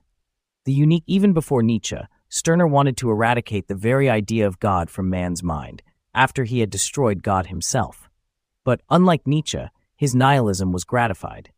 Stirner laughs in his blind alley. Nietzsche beats his head against the wall. In 1845, the year when Der Einziger und sein Eigentum, the unique and its characteristics appeared, Stirner begins to define his position. Stirner, who frequented the Society of Free Men with the young Hegelians of the left, of whom Marx was one, had an account to settle not only with God, but also with Feuerbach's man, Hegel's spirit, and its historical incarnation, the state. All these idols, to his mind, were offsprings of the same Mongolism, the belief in the eternity of ideas. Thus he was able to write, "I have constructed my case on nothing." Sin is, of course, a Mongol scourge, but it is also the law of which we are prisoners. God is the enemy. Stirner goes as far as he can in blasphemy. Digest the host and you are rid of it. But God is only one of the aberrations of the I, or more precisely of what I am. Socrates, Jesus, Descartes, Hegel, all the prophets and philosophers have done nothing but invent new methods of deranging what I am. The I that Stirner is so intent on distinguishing from the absolute E of Fichte by reducing it to its most specific and transitory aspect. It has no name, it is the unique.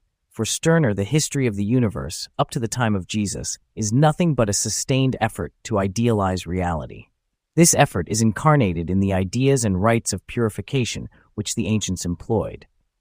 From the time of Jesus, the goal is reached, and another effort is embarked upon, which consists, on the contrary, in attempting to realize the ideal. The passion of the incarnation takes the place of purification and devastates the world, to a greater and greater degree, as socialism, the heir of Christ, extends its sway. But the history of the universe is nothing but a continual offense to the unique principle that I am, a living, concrete principle, a triumphant principle that the world has always wanted to subject to the yoke of successive abstractions, God, the state, society, humanity. For Stirner, philanthropy is a hoax. Atheistic philosophies which culminate in the cult of the state and of man are only theological insurrections. Our atheists, says Stirner, are really pious folk. There is only one religion that exists throughout all history, the belief in eternity. This belief is a deception. The only truth is the unique, the enemy of eternity and of everything, in fact, which does not further its desire for domination. With Stirner, the concept of negation which inspires his rebellion irresistibly submerges every aspect of affirmation. It also sweeps away the substitutes for divinity with which the moral conscience is encumbered. External eternity is swept away, he says, but internal eternity has become a new heaven. Even revolution in particular, is repugnant to this rebel. To be a revolutionary, one must continue to believe in something, even where there is nothing in which to believe. The French Revolution ended in reaction, and that demonstrates what the revolution was in reality. To dedicate oneself to humanity is no more worthwhile than serving God. Moreover, fraternity is only communism in its Sunday best. During the week, the members of the fraternity become slaves. Therefore, there is only one form of freedom for Stirner, my power, and only one truth, the magnificent egotism of the stars. In this desert, everything begins to flower again. The terrifying significance of an unpremeditated cry of joy cannot be understood while the long night of faith and reason endures. This night is drawing to a close, and a dawn will break, which is not the dawn of revolution, but of insurrection. Insurrection is, in itself, an asceticism which rejects all forms of consolation. The insurgent will not be in agreement with other men except in so far as, and as long as, their egotism coincides with his. His real life is led in solitude, where he will assuage without restraint his appetite for existing, which is his only reason for existence. In this respect, individualism reaches a climax. It is the negation of everything that denies the individual and the glorification of everything that exalts and ministers to the individual. What, according to Stirner, is good? Everything of which I can make use. What am I, legitimately, authorized to do? Everything of which I am capable. Once again, rebellion leads to the justification of crime.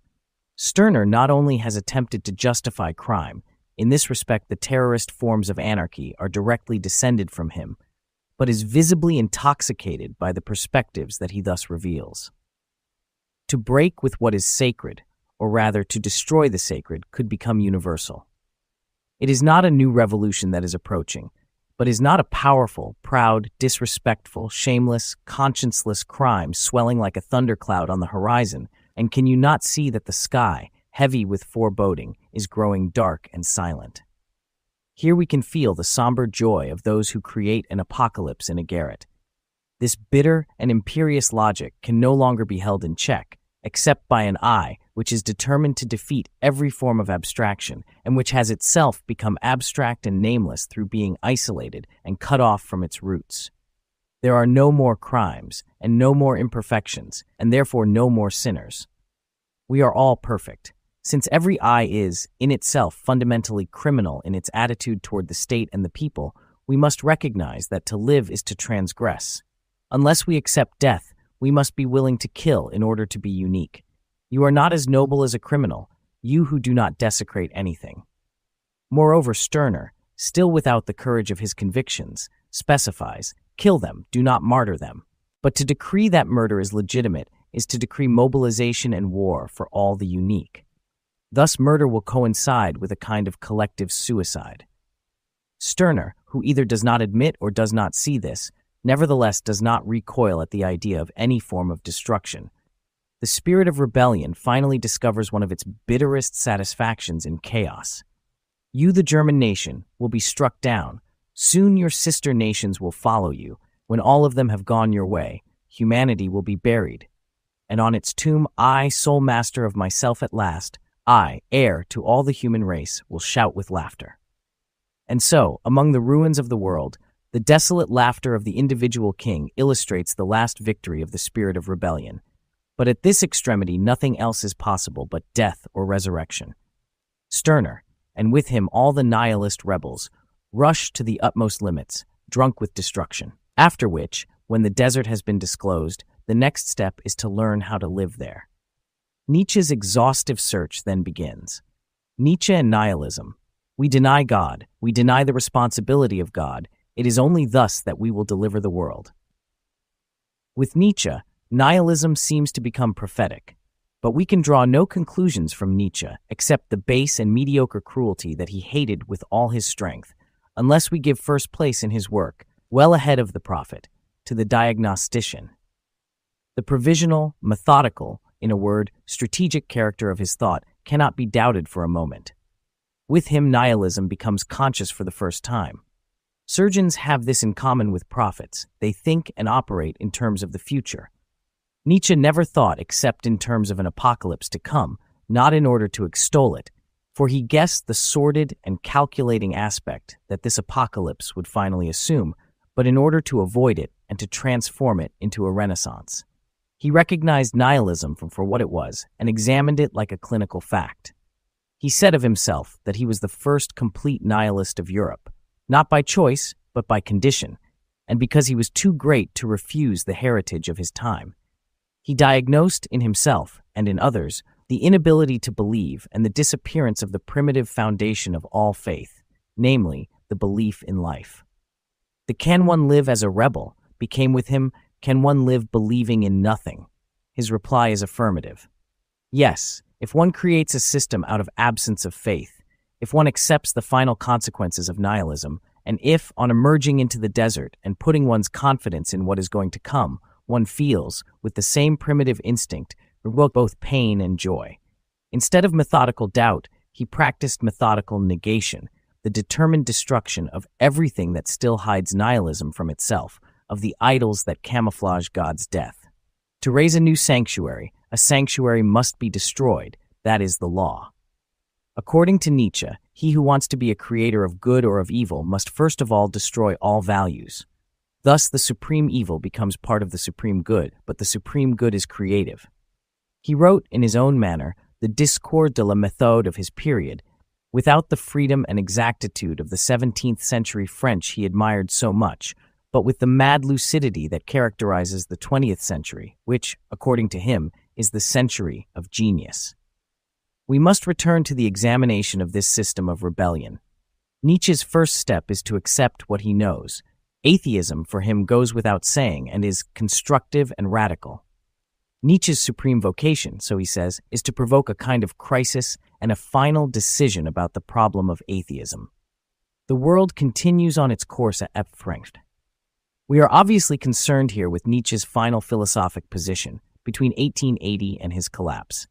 This chapter can be considered as a commentary on Der Wille zur Macht, the will to power.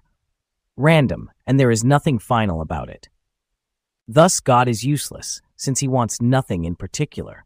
If he wanted something, and here we recognize the traditional formulation of the problem of evil, he would have to assume the responsibility for a sum total of pain and inconsistency which would debase the entire value of being born. We know that Nietzsche was publicly envious of Stendhal's epigram, "The only excuse for God is that he does not exist."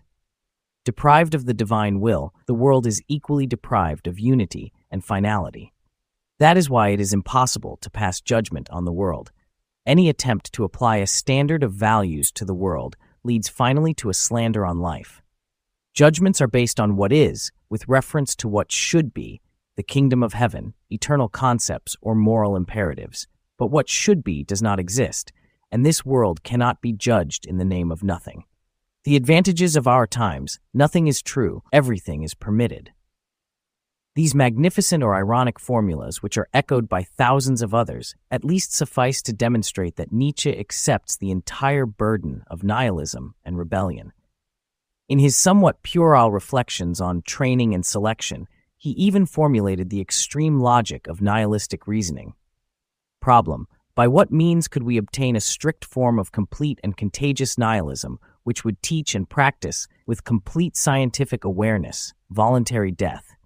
But Nietzsche enlists values in the cause of nihilism which, traditionally, have been considered as restraints on nihilism, principally morality. Moral conduct, as explained by Socrates, or as recommended by Christianity, is in itself a sign of decadence. It wants to substitute the mere shadow of a man for a man of flesh and blood. It condemns the universe of passion and emotion in the name of an entirely imaginary world of harmony. If nihilism is the inability to believe, then its most serious symptom is not found in atheism, but in the inability to believe in what is, to see what is happening, and to live life as it is offered. This infirmity is at the root of all idealism. Morality has no faith in the world. For Nietzsche, real morality cannot be separated from lucidity. He is severe on the calumniators of the world because he discerns in the calumny a shameful taste for evasion. Traditional morality, for him, is only a special type of immorality. It is virtue, he says, which has need of justification. And again, it is for moral reasons that good one day will cease to be done. Nietzsche's philosophy undoubtedly revolves around the problem of rebellion. More precisely, it begins by being a rebellion. But we sense the change of position that Nietzsche makes. With him, rebellion begins with God is dead, which is assumed as an established fact. Then it turns against everything that aims at falsely replacing the vanished deity and reflects dishonor on a world which doubtless has no direction, but which remains nevertheless the only proving ground of the gods. Contrary to the opinion of certain of his Christian critics, Nietzsche did not form a project to kill God. He found him dead in the soul of his contemporaries. He was the first to understand the immense importance of the event and to decide that this rebellion on the part of men could not lead to a renaissance unless it was controlled and directed. Any other attitude toward it, whether regret or complacency, must lead to the apocalypse. Thus, Nietzsche did not formulate a philosophy of rebellion, but constructed a philosophy on rebellion. If he attacks Christianity in particular, it is only insofar as it represents morality.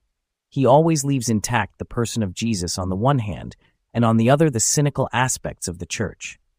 We know that, from the point of view of the connoisseur, he admired the Jesuits. Basically, he writes, only the God of morality is rejected. Christ, for Nietzsche as for Tolstoy, is not a rebel. The essence of his doctrine is summed up in total consent and in non-resistance to evil. Thou shalt not kill, even to prevent killing. The world must be accepted as it is. Nothing must be added to its unhappiness, but you must consent to suffer personally from the evil it contains. The kingdom of heaven is within our immediate reach. It is only an inner inclination which allows us to make our actions coincide with these principles and which can give us immediate salvation. Not faith, but deeds, that, according to Nietzsche, is Christ's message. From then on, the history of Christianity is nothing but a long betrayal of this message. The New Testament is already corrupted, and from the time of Paul to the councils, subservience to faith leads to the neglect of deeds. What is the profoundly corrupt addition made by Christianity to the message of its master? The idea of judgment, completely foreign to the teachings of Christ, and the correlative notions of punishment and reward. From that moment, nature becomes history, and significant history expressed by the idea of human totality is born. From the Annunciation until the Last Judgment, humanity has no other task but to conform to the strictly moral ends of a narrative that has already been written. The only difference is that the characters in the epilogue separate themselves into the good and the bad. While Christ's sole judgment consists in saying that the sins of nature are unimportant, historical Christianity makes nature the source of sin. What does Christ deny? Everything that at present bears the name Christian. Christianity believes that it is fighting against nihilism because it gives the world a sense of direction, while it is really nihilist itself, insofar as, by imposing an imaginary meaning on life, it prevents the discovery of its real meaning. Every church is a stone rolled onto the tomb of the man-god. It tries to prevent the resurrection by force. Nietzsche's paradoxical but significant conclusion is that God has been killed by Christianity, in that Christianity has secularized the sacred. Here we must understand historical Christianity and its profound and contemptible duplicity. The same process of reasoning leads to Nietzsche's attitude toward socialism and all forms of humanitarianism. Socialism is only a degenerate form of Christianity. In fact, it preserves a belief in the finality of history which betrays life and nature, which substitutes ideal ends for real ends, and contributes to enervating both the will and the imagination. Socialism is nihilistic, in the henceforth precise sense that Nietzsche confers on the word. A nihilist is not one who believes in nothing, but one who does not believe in what exists. In this sense, all forms of socialism are manifestations, degraded once again, of Christian decadence. For Christianity, reward and punishment implied the existence of history, but by inescapable logic, all history ends by implying punishment and reward, and from this day on, collectivist messianism is born. Similarly, the equality of souls before God leads, now that God is dead, to equality pure and simple. There again, Nietzsche wages war against socialist doctrines insofar as they are moral doctrines. Nihilism, whether manifested in religion or in socialist preachings, is the logical conclusion of our so-called superior values. The free mind will destroy these values and denounce the illusions on which they are built, the bargaining that they imply, and the crime they commit in preventing the lucid intelligence from accomplishing its mission, to transform passive nihilism into active nihilism. In this world, rid of God and of moral idols, man is now alone and without a master. No one has been less inclined than Nietzsche, and in this way he distinguishes himself from the Romantics, to let it be believed that such freedom would be easy. This complete liberation put him among the ranks of those of whom he himself said that they suffered a new form of anguish and a new form of happiness. But at the beginning, it is only anguish that makes him cry out, "Alas, grant me madness, unless I am above the law, I am the most outcast of all outcasts." He who cannot maintain his position above the law must in fact find another law or take refuge in madness. From the moment that man believes neither in God nor in immortal life, he becomes responsible for everything alive, for everything that, born of suffering, is condemned to suffer from life. It is he, and he alone, who must discover law and order. Then the time of exile begins, the endless search for justification, the aimless nostalgia, the most painful, the most heartbreaking question, that of the heart which asks itself, "Where can I feel at home?" Because his mind was free, Nietzsche knew that freedom of the mind is not a comfort, but an achievement to which one aspires, and at long last obtains after an exhausting struggle. He knew that in wanting to consider oneself above the law, there is a great risk of finding oneself beneath the law. That is why he understood that only the mind found its real emancipation in the acceptance of new obligations. The essence of his discovery consists in saying that if the eternal law is not freedom, the absence of law is still less so. If nothing is true, if the world is without order, then nothing is forbidden. To prohibit an action, there must in fact be a standard of values and an aim. But at the same time, nothing is authorized. There must also be values and aims in order to choose another course of action. Absolute domination by the law does not represent liberty, but no more does absolute anarchy. The sum total of every possibility does not amount to liberty, but to attempt the impossible amounts to slavery. Chaos is also a form of servitude. Freedom exists only in a world where what is possible is defined at the same time as what is not possible. Without law, there is no freedom. If fate is not guided by superior values, if chance is king, then there is nothing but the step in the dark and the appalling freedom of the blind. On the point of achieving the most complete liberation, Nietzsche therefore chooses the most complete subordination. If we do not make of God's death a great renunciation and a perpetual victory over ourselves, we shall have to pay for that omission. In other words, with Nietzsche, rebellion ends in asceticism. A profounder logic replaces the "if nothing is true, everything is permitted" of Karamazov by "if nothing is true, nothing is permitted." To deny that one single thing is forbidden in this world amounts to renouncing everything that is permitted. At the point where it is no longer possible to say what is black and what is white, the light is extinguished and freedom becomes a voluntary prison. It can be said that Nietzsche, with a kind of frightful joy, rushes toward the impasse into which he methodically drives his nihilism. His avowed aim is to render the situation untenable to his contemporaries. His only hope seems to be to arrive at the extremity of contradiction. Then, if man does not wish to perish in the coils that strangle him, he will have to cut them at a single blow and create his own values. The death of God accomplishes nothing and can only be endured in terms of preparing a resurrection. If we fail to find grandeur in God, says Nietzsche, we find it nowhere. It must be denied or created. To deny it was the task of the world around him, which he saw rushing toward suicide. To create was the superhuman task for which he was willing to die. He knew, in fact, that creation is only possible in the extremity of solitude, and that man would only commit himself to this staggering task if, in the most extreme distress of mind, he was compelled to undertake it or perish. Nietzsche cries out to man that the only truth is the world, to which he must be faithful, and in which he must live, and find his salvation. But at the same time, he teaches him that to live in a lawless world is impossible, because to live explicitly implies a law. How can one live freely and without law? To this enigma man must find an answer, on pain of death. Nietzsche at least does not flinch. He answers, and his answer is bold. Damocles never danced better than beneath the sword.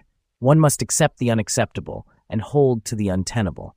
From the moment that it is admitted that the world pursues no end, Nietzsche proposes to concede its innocence, to affirm that it accepts no judgment since it cannot be judged on any intention, and consequently to replace all judgments based on values by absolute assent and by a complete and exalted allegiance to this world. Thus from absolute despair will spring infinite joy, from blind servitude, unbounded freedom. To be free is, precisely, to abolish ends. The innocence of the ceaseless change of things, as soon as one consents to it, represents the maximum liberty. The free mind willingly accepts what is necessary. Nietzsche's most profound concept is that the necessity of phenomena, if it is absolute without rifts, does not imply any kind of restraint. Total acceptance of total necessity is his paradoxical definition of freedom. The question free of what is thus replaced by free for what. Liberty coincides with heroism. It is the asceticism of the great man, the bow bent to the breaking point. This magnificent consent, born of abundance and fullness of spirit, is the unreserved affirmation of human imperfection and suffering, of evil and murder, of all that is problematic and strange in our existence. It is born of an arrested wish to be what one is in a world that is what it is, to consider oneself a fatality, not to wish to be other than one is. Nietzschean asceticism, which begins with the recognition of fatality, ends in a deification of fate.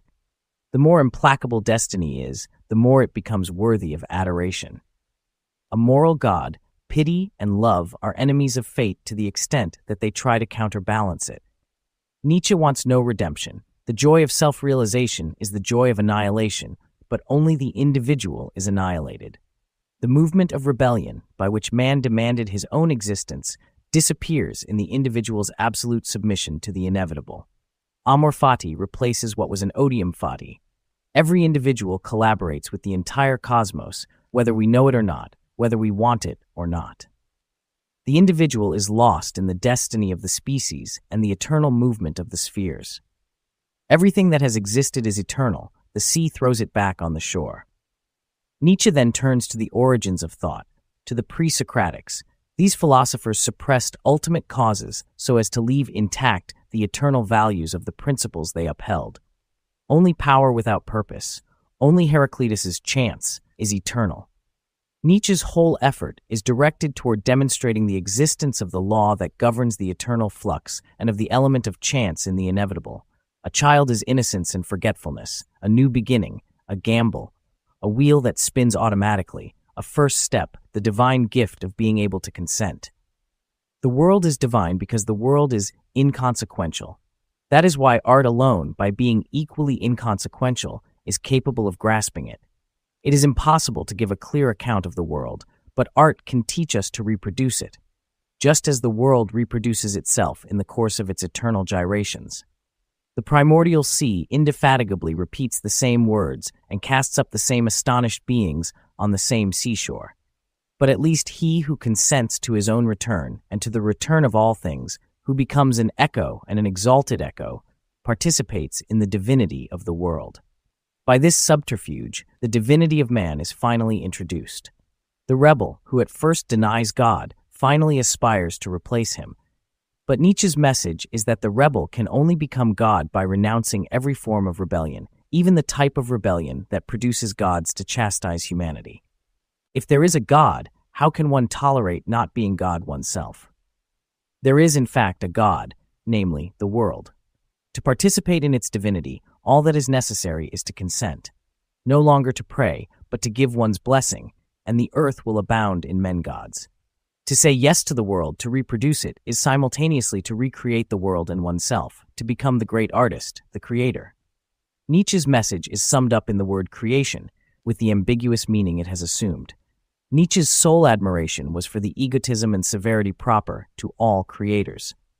The transmutation of values consists only in replacing critical values by creative values, by respect and admiration for what exists. Divinity without immortality defines the extent of the Creator's freedom.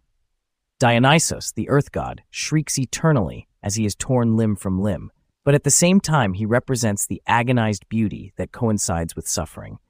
Nietzsche thought that to accept this earth and Dionysos was to accept his own sufferings.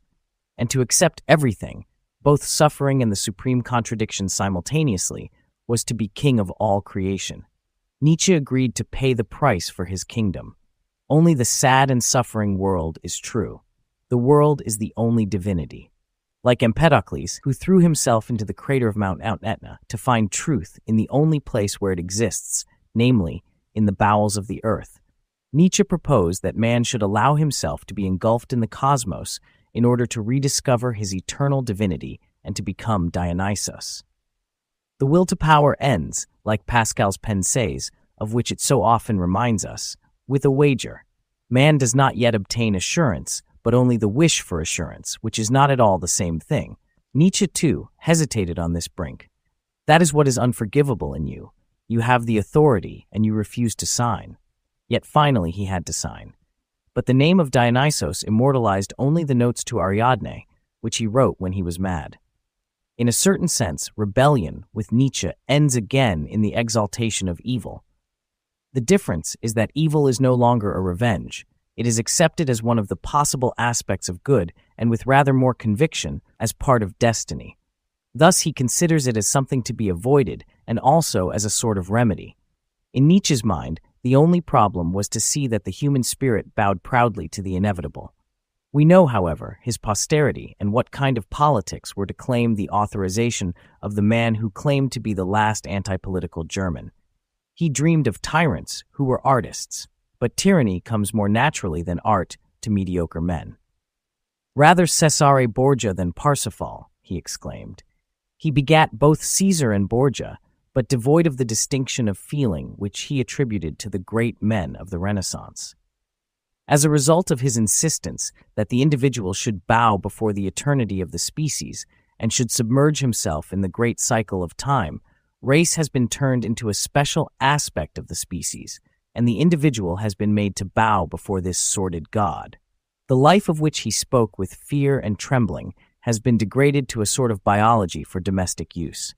Finally, a race of vulgar overlords with a blundering desire for power adopted, in his name, the anti-Semitic deformity on which he never ceased to pour scorn. He believed in courage combined with intelligence, and that was what he called strength. Courage has been turned in his name against intelligence, and the virtues that were really his have thus been transformed into their opposite, blind violence. He confused freedom and solitude, as do all proud spirits. His profound solitude at midday and at midnight was nevertheless lost in the mechanized hordes that finally inundated Europe.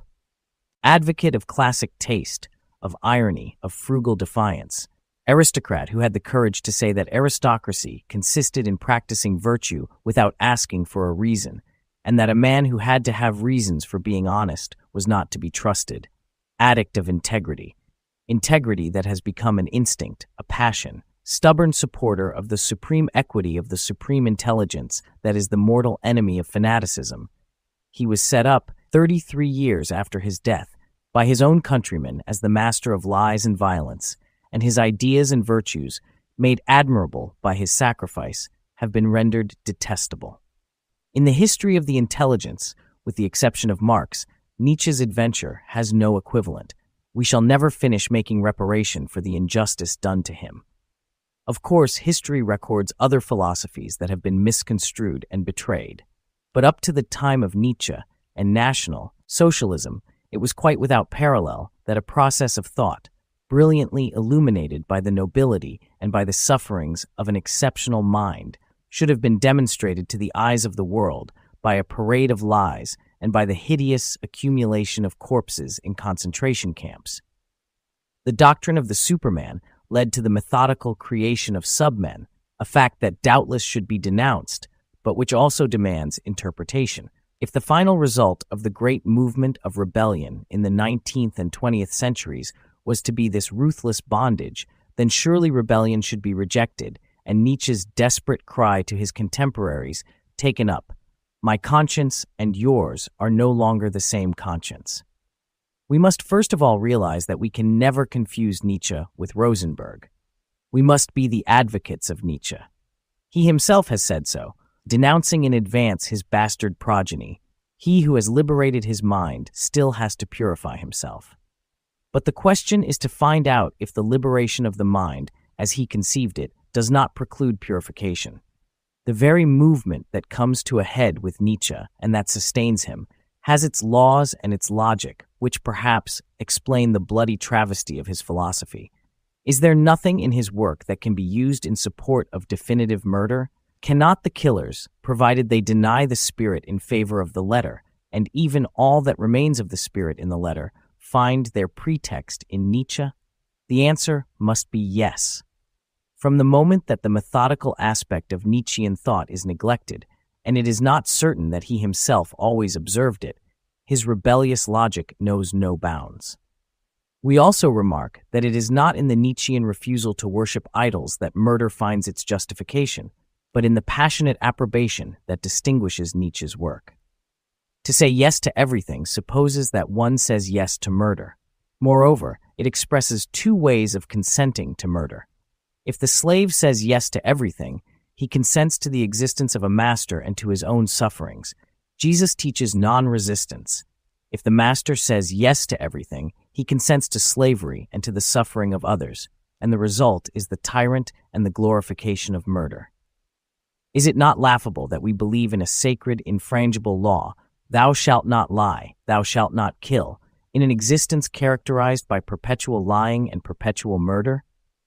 Actually, metaphysical rebellion, in its initial stages, was only a protest against the lie and the crime of existence. The Nietzschean affirmative, forgetful of the original negative, disavows rebellion at the same time that it disavows the ethic that refuses to accept the world as it is.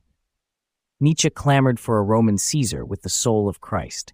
To his mind, this was to say yes to both slave and master. But in the last analysis, to say yes to both was to give one's blessing to the stronger of the two, namely, the master. Caesar must inevitably renounce the domination of the mind and choose to rule in the realm of fact.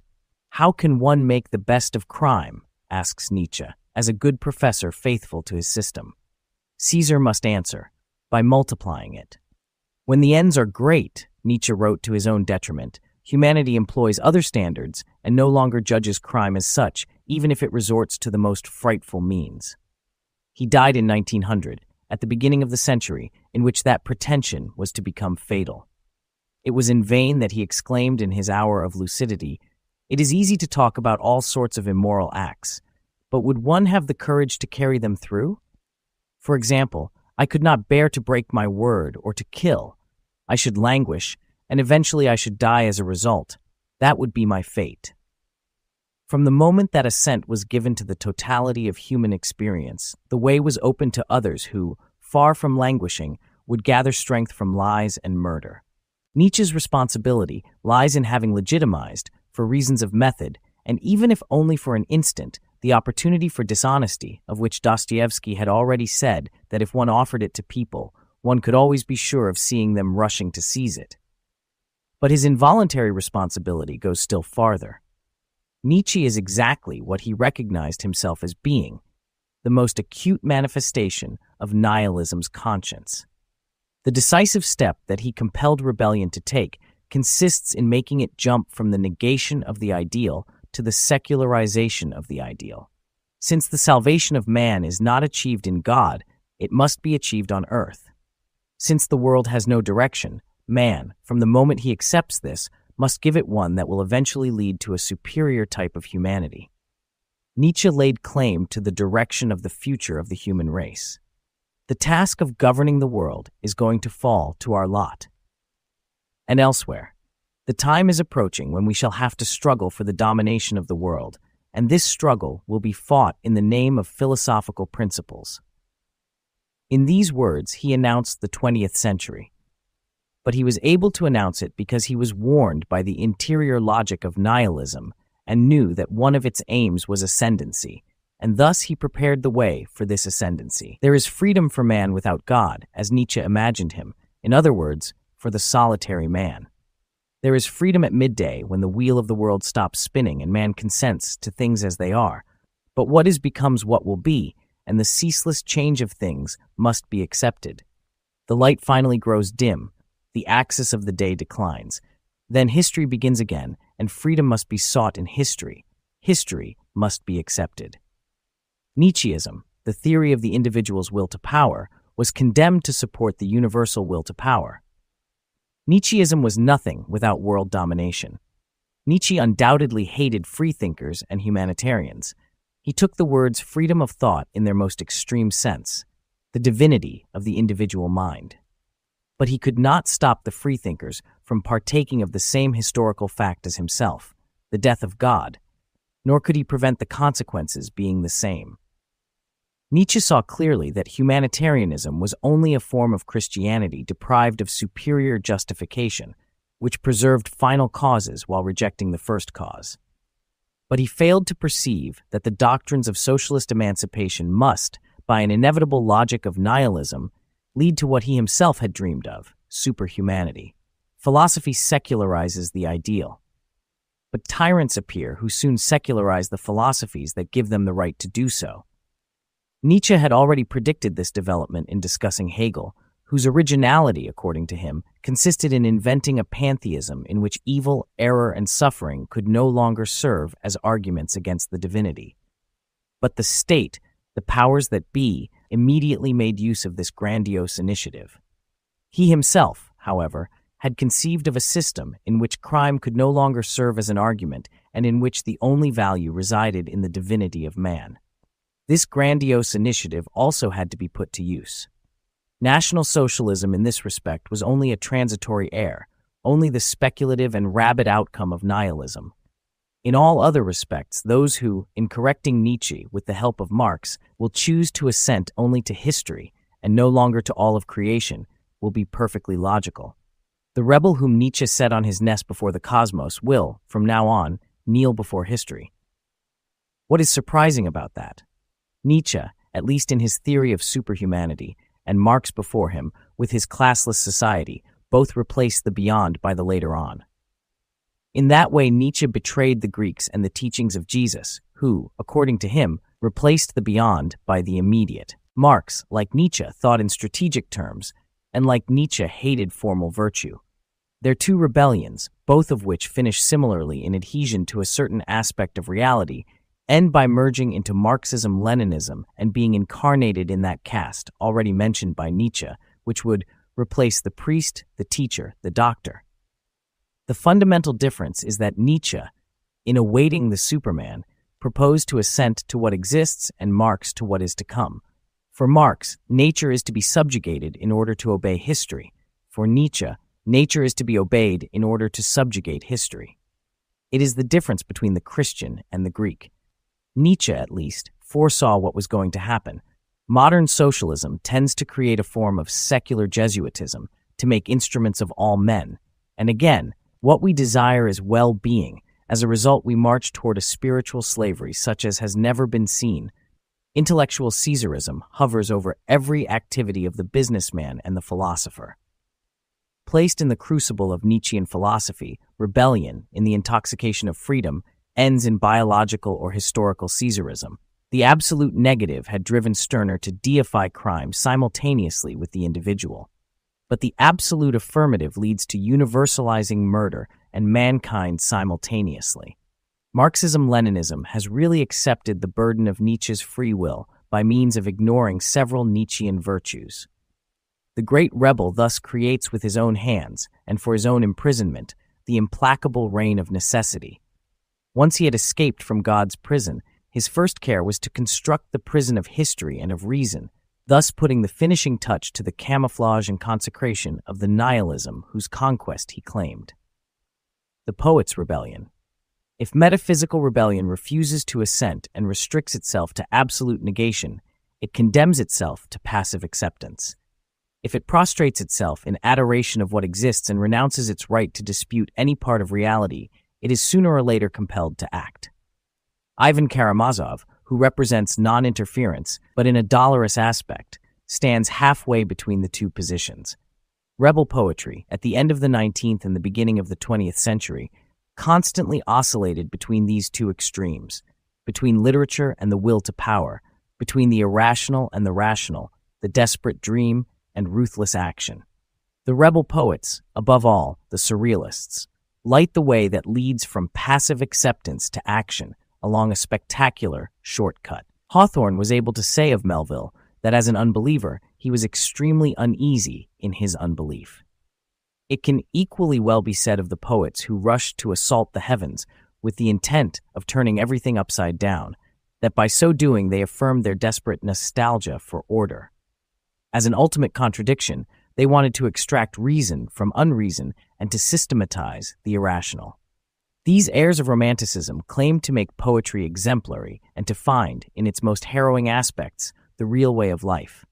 They deified blasphemy and transformed poetry into experience and into a means of action. Until their time, those who claimed to influence men and events, at least in the Occident, did so in the name of rational rules. On the contrary, surrealism, after Rimbaud, wanted to find constructive rules in insanity and destruction.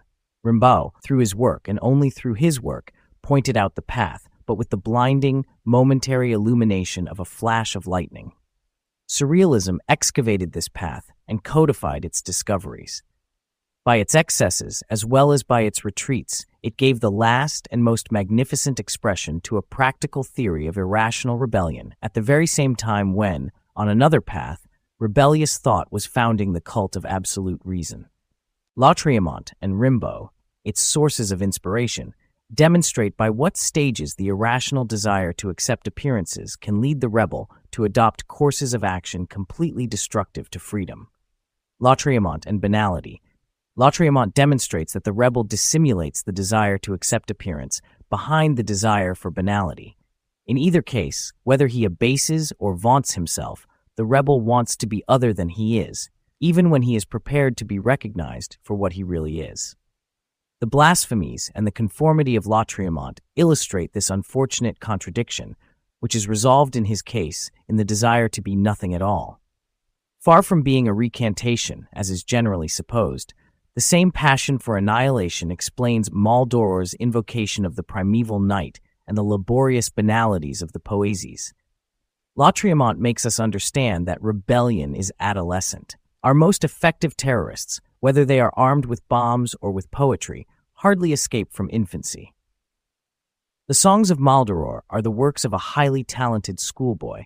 Their pathos lies precisely in the contradictions of a child's mind ranged against creation and against itself.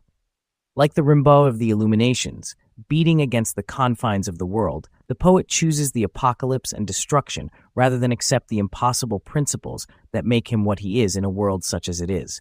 I offer myself to defend mankind, says Lautréamont, without wishing to be ingenuous. Is Maldoror, then, the angel of pity? In a certain sense he is, in that he pities himself. Why? That remains to be seen. But pity deceived, outraged, inadmissible, and unadmitted will lead him to strange extremities. Maldoror, in his own words, received life like a wound and forbade suicide to heal the scar, sick. Like Rimbaud, he is the one who suffers and who rebelled. Each, being strangely reluctant to say that he is rebelling against what he is, gives the rebel's eternal alibi, love of mankind. The man who offers himself to defend mankind at the same time writes, "Show me one man who is good." This perpetual vacillation is part of nihilist rebellion. We rebel against the injustice done to ourselves and to mankind. But in the moment of lucidity, when we simultaneously perceive the legitimacy of this rebellion and its futility, the frenzy of negation is extended to the very thing that we claimed to be defending. Not being able to atone for injustice by the elevation of justice, we choose to submerge it in an even greater injustice, which is finally confounded with annihilation.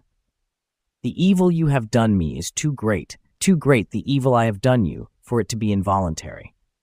In order not to be overcome with self-hatred, one's innocence must be proclaimed, an impossibly bold step for one man alone, for self-knowledge will prevent him. But at least one can declare that everyone is innocent, though they may be treated as guilty. God is then the criminal. From the Romantics to Lautréamont, there is therefore no real progress, except in style.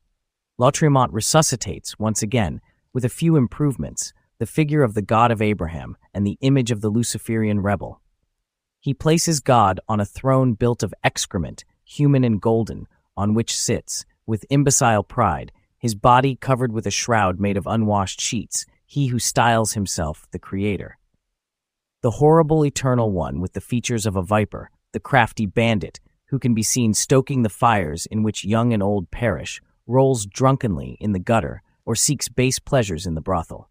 God is not dead, he has fallen. Face to face with the fallen deity, Maldoror appears as a conventional cavalier in a black cloak. He is the accursed. Eyes must not witness the hideous aspect which the Supreme Being, with a smile of intense hatred, has granted me. He has forsworn everything, father, mother, providence, love, ideals, so as to think no longer of anything else but himself. Racked with pride, this hero has all the illusions of the metaphysical dandy, a face that is more than human, sad with the sadness of the universe, beautiful as an act of suicide. Like the romantic rebel, Maldoror, despairing of divine justice, will take the side of evil, to cause suffering and, in causing it, to suffer, that is his lot. The songs are veritable litanies of evil. At this point, mankind is no longer even defended. On the contrary, to attack that wild beast, man, with every possible weapon, and to attack the Creator. That is the intention announced by the songs.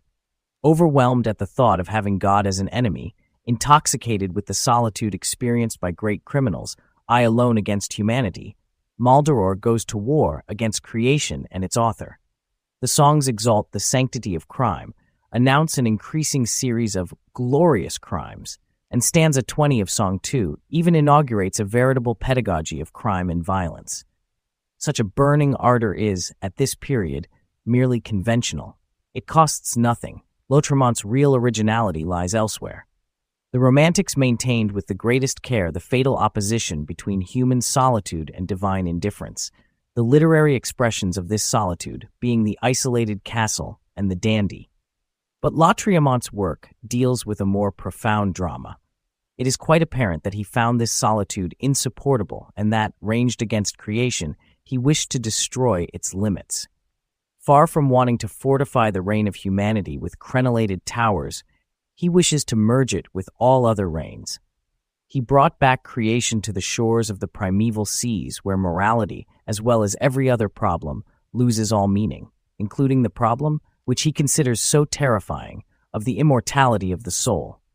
He had no desire to create a spectacular image of the rebel or of the dandy, opposed to creation, but to mingle mankind and the world together in the same general destruction.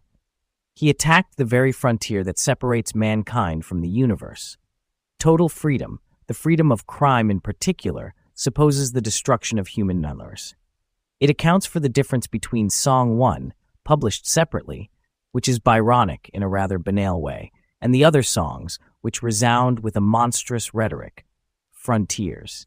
It is not enough to condemn oneself and all mankind to execration. The reign of mankind must still be brought back to the level of the reign of the instinct. We find in Lautréamont this refusal to recognize rational consciousness, this return to the elementary, which is one of the marks of a civilization in revolt against itself. It is no longer a question of recognizing appearances by making a determined and conscious effort, but of no longer existing at all on the conscious level. All the creatures that appear in the songs are amphibious because Maldoror rejects the earth and its limitations. The flora is composed of algae and seaweed. Maldoror's castle is built on the waters. His native land is the timeless sea. The sea, a double symbol, is simultaneously the place of annihilation and of reconciliation. It quenches, in its own way, the thirst of souls condemned to scorn themselves and others, and the thirst for oblivion. Thus, the songs replace the metamorphoses, and the timeless smile is replaced by the laughter of a mouth slashed with a razor, by the image of a gnashing, frantic travesty of humor. This bestiary cannot contain all the meanings that have been given to it, but undoubtedly it discloses a desire for annihilation, which has its origins in the very darkest places of rebellion. The stultify yourselves of Pascal takes on a literal sense with Lautréamont. Apparently he could not bear the cold and implacable clarity one must endure in order to live. My subjectivity and one creator, that is too much for one brain. and so he chose to reduce life and his work to the flash of a cuttlefish's fin in the midst of its cloud of ink. The beautiful passage where Maldoror couples with a female shark on the high seas in a long, chaste, and frightful copulation. Above all, the significant passage in which Maldoror, transformed into an octopus, attacks the creator, are clear expressions of an escape beyond the frontiers of existence and of a convulsive attack on the laws of nature. Those who see themselves banished from the harmonious fatherland where justice and passion finally strike an even balance still prefer to solitude, the barren kingdoms where words have no more meaning and where force and the instincts of blind creatures reign. This challenge is, at the same time, a mortification. The battle with the angel, in Song 2, ends in the defeat and putrefaction of the angel. Heaven and earth are then brought back and intermingled in the liquid chasms of primordial life. Thus the man-shark of the songs only acquired the new change in the extremities of his arms and legs as an expiatory punishment for some unknown crime. There is, in fact, a crime, or the illusion of a crime. Is it homosexuality, in Maldoror's virtually unknown life? No reader of the songs can avoid the idea that this book is in need of a Stavrogin's confession.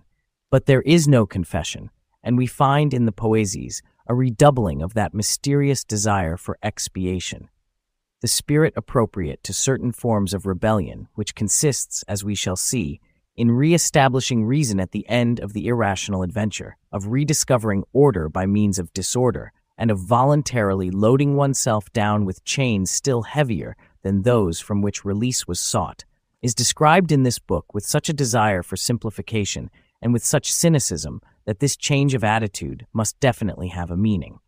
The songs, which exalted absolute negation, are followed by a theory of absolute assent, and uncompromising rebellion is succeeded by complete conformity, all this with total lucidity. The Poesies, in fact, give us the best explanation of the songs. Despair, fed by the prejudices of hallucination, imperturbably leads literature to the mass abrogation of laws both social and divine, and to theoretical and practical wickedness. The Poesies also denounce the culpability of a writer who rolls on the slopes of the void and pours scorn on himself with cries of joy. But they prescribe no other remedy for this evil than metaphysical conformity. Since the poetry of doubt arrives, in this way, at such a point of theoretical wickedness and mournful despair, it is poetry that is radically false, for the simple reason that it discusses principles, and principles should not be discussed. Letter to Duras. In short, his reasoning recapitulates the morality of a choir boy or of an infantry manual. But conformity can be passionate and thereby out of the ordinary. When the victory of the malevolent eagle over the dragon Hope has been proclaimed, Maldoror can still obstinately repeat that the burden of his song is nothing but hope, and can write, "With my voice and with the solemnity of the days of my glory, I recall you, O blessed Hope, to my deserted dwelling." He must still try to convince, to console humanity, to treat it as a brother, to return to Confucius, Buddha, Socrates, Jesus Christ, moralists who wandered through villages, dying of hunger, which is of doubtful historical accuracy, are still the projects of despair. Thus virtue and an ordered life have a nostalgic appeal in the midst of vice, for Lautréamont refuses to pray, and Christ for him is only a moralist. What he proposes, or rather what he proposes to himself, is agnosticism and the fulfillment of duty. Such a sound program, unhappily, supposes surrender, the calm of evening, a heart untouched by bitterness and untroubled contemplation. Lautréamont rebels when he suddenly writes, "I know no other grace but that of being born." But one can sense his clenched teeth when he adds, "An impartial mind finds that enough." But no mind is impartial when confronted with life and death. With Lautréamont, the rebel flees to the desert. But this desert of conformity is as dreary as Rimbaud's Harar. The taste for the absolute and the frenzy of annihilation sterilize him again. Just as Maldoror wanted total rebellion, Lautréamont, for the same reasons, demands absolute banality. The exclamation of awareness, which he tried to drown in the primeval seas, to confuse with the howl of the beast, which at another moment he tried to smother in the adoration of mathematics, he now wants to stifle by applying a dismal conformity. The rebel now tries to turn a deaf ear to the call that urges him toward the being who lies at the heart of his rebellion.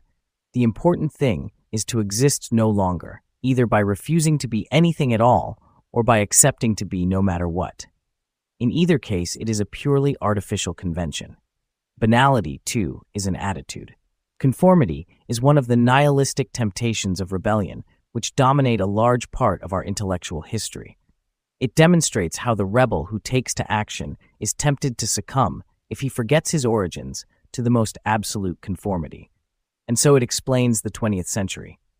Lautréamont, who is usually hailed as the bard of pure rebellion, on the contrary, proclaims the advent of the taste for intellectual servitude which flourishes in the contemporary world. The Poésies acts only a preface to a future work of which we can only surmise the contents, and which was to have been the ideal end result of literary rebellion. But this book is being written today, despite Lautréamont, in millions of copies, by bureaucratic order. Of course, genius cannot be separated from banality. But it is not a question of the banality of others, the banality that we vainly try to capture, and which itself captures the creative writer, where necessary, with the help of the censors. For the creative writer, it is a question of his own form of banality, which must be completely created. Every genius is at once extraordinary and banal. He is nothing if he is only one or the other. We must remember this when thinking of rebellion. It has its dandies and its menials, but it does not recognize its legitimate sons.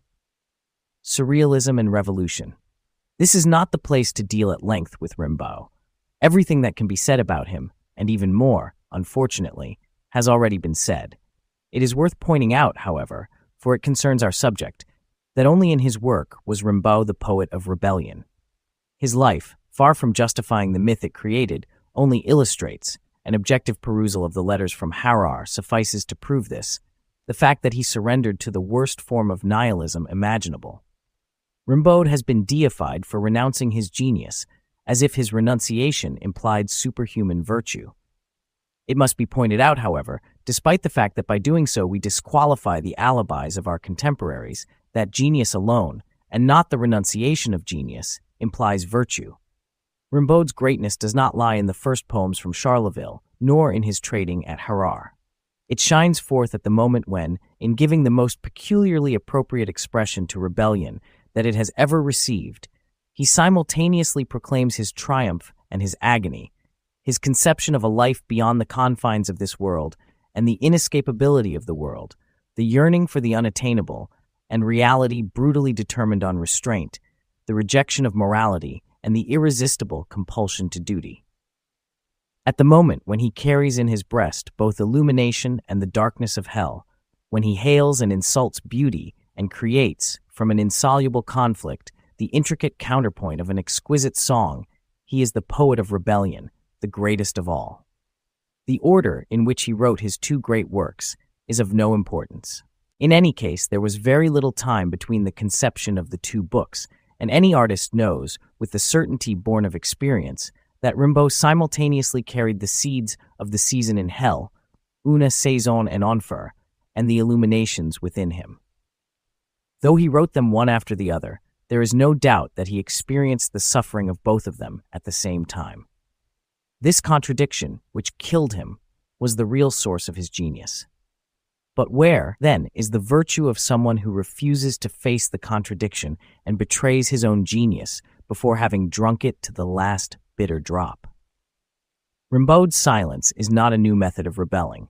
At least we can no longer say so after the publication of the Harrar letters. His metamorphosis is undoubtedly mysterious, but there is also a mystery attached to the banality achieved by brilliant young girls whom marriage transforms into adding or knitting machines. The myth woven around Rimbaud supposes and affirms that nothing was possible after the season in hell.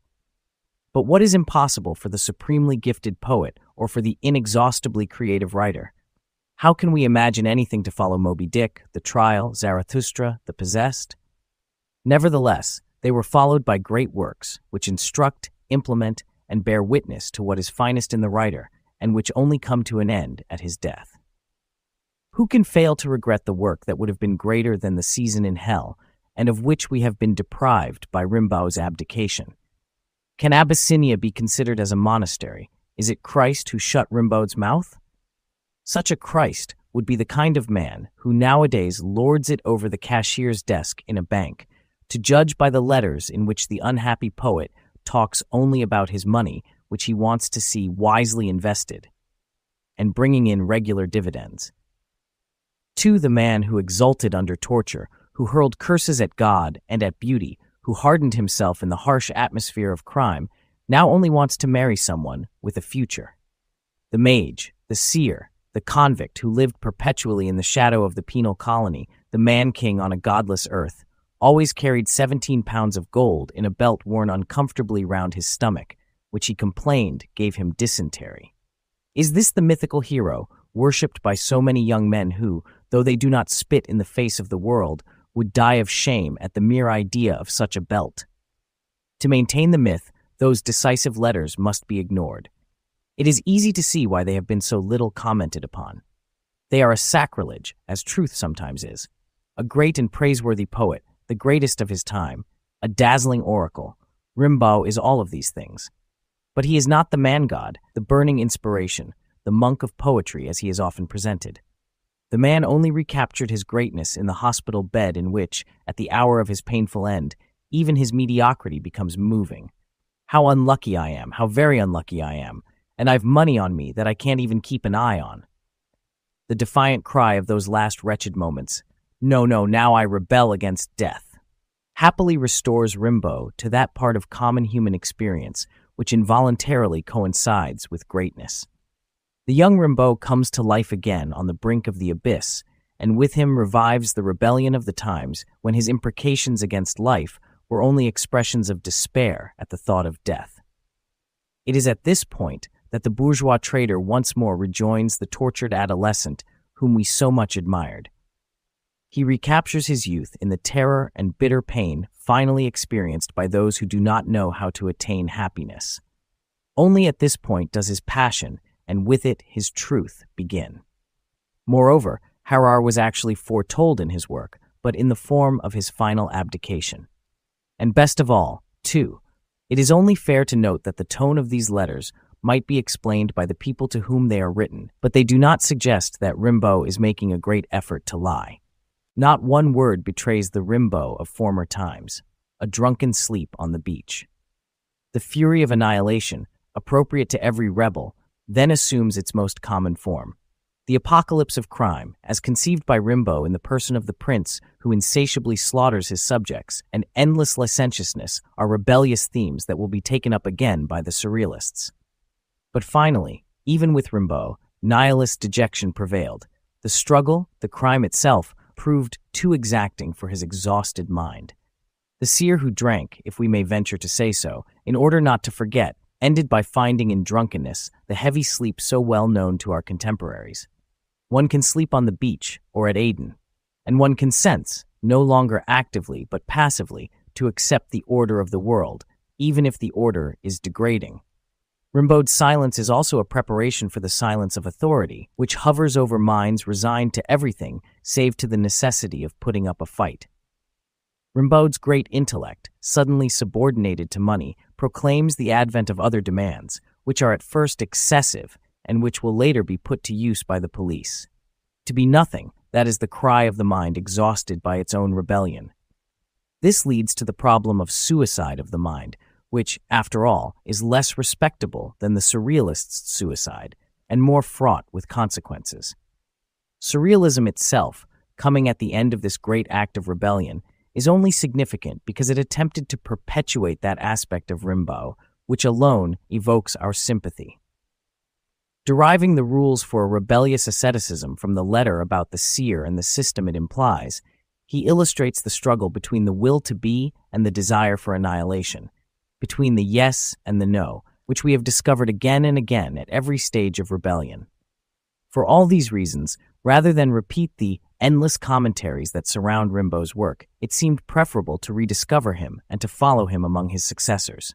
Absolute rebellion, total insubordination, sabotage on principle, the humor and cult of the absurd. Such is the nature of surrealism, which defines itself in its primary intent as the incessant examination of all values. The refusal to draw any conclusions is flat, decisive, and provocative, We are specialists in rebellion. Surrealism, which, according to Aragon, is a machine for capsizing the mind, was first conjured up by the Dadaist movement, whose romantic origins and anemic dandyism must be noted. Non-signification and contradiction are therefore cultivated for their own sakes. The real Dadaists are against Dada. Everyone is a director of Dada. Or again, what is good, what is ugly, what is great, strong, weak? Don't know, don't know. These parlor nihilists were obviously threatened with having to act as slaves to the strictest orthodoxies. But there is something more in surrealism than standard nonconformism, the legacy left by Rimbaud, which, in fact, Breton recapitulates as follows. Must we abandon all hope at that particular point? An urgent appeal to absent life is reinforced by a total rejection of the present world, as Breton's arrogant statement indicates. Incapable of accepting the fate assigned to me, my highest perceptions outraged by this denial of justice, I refrain from adapting my existence to the ridiculous conditions of existence here below. The mind, according to Breton, can find no point of rest either in this life or beyond it. Surrealism wants to find a solution to this endless anxiety. It is a cry of the mind which turns against itself and finally takes the desperate decision to throw off its bonds. It protests against death and the laughable duration of a precarious condition. Thus, surrealism places itself at the mercy of impatience. It exists in a condition of wounded frenzy, at once inflexible and self-righteous, with the consequent implication of a moral philosophy. Surrealism, the gospel of chaos, found itself compelled, from its very inception, to create an order. But at first it only dreamed of destruction, by poetry to begin with, on the plane of imprecation, and later by the use of actual weapons.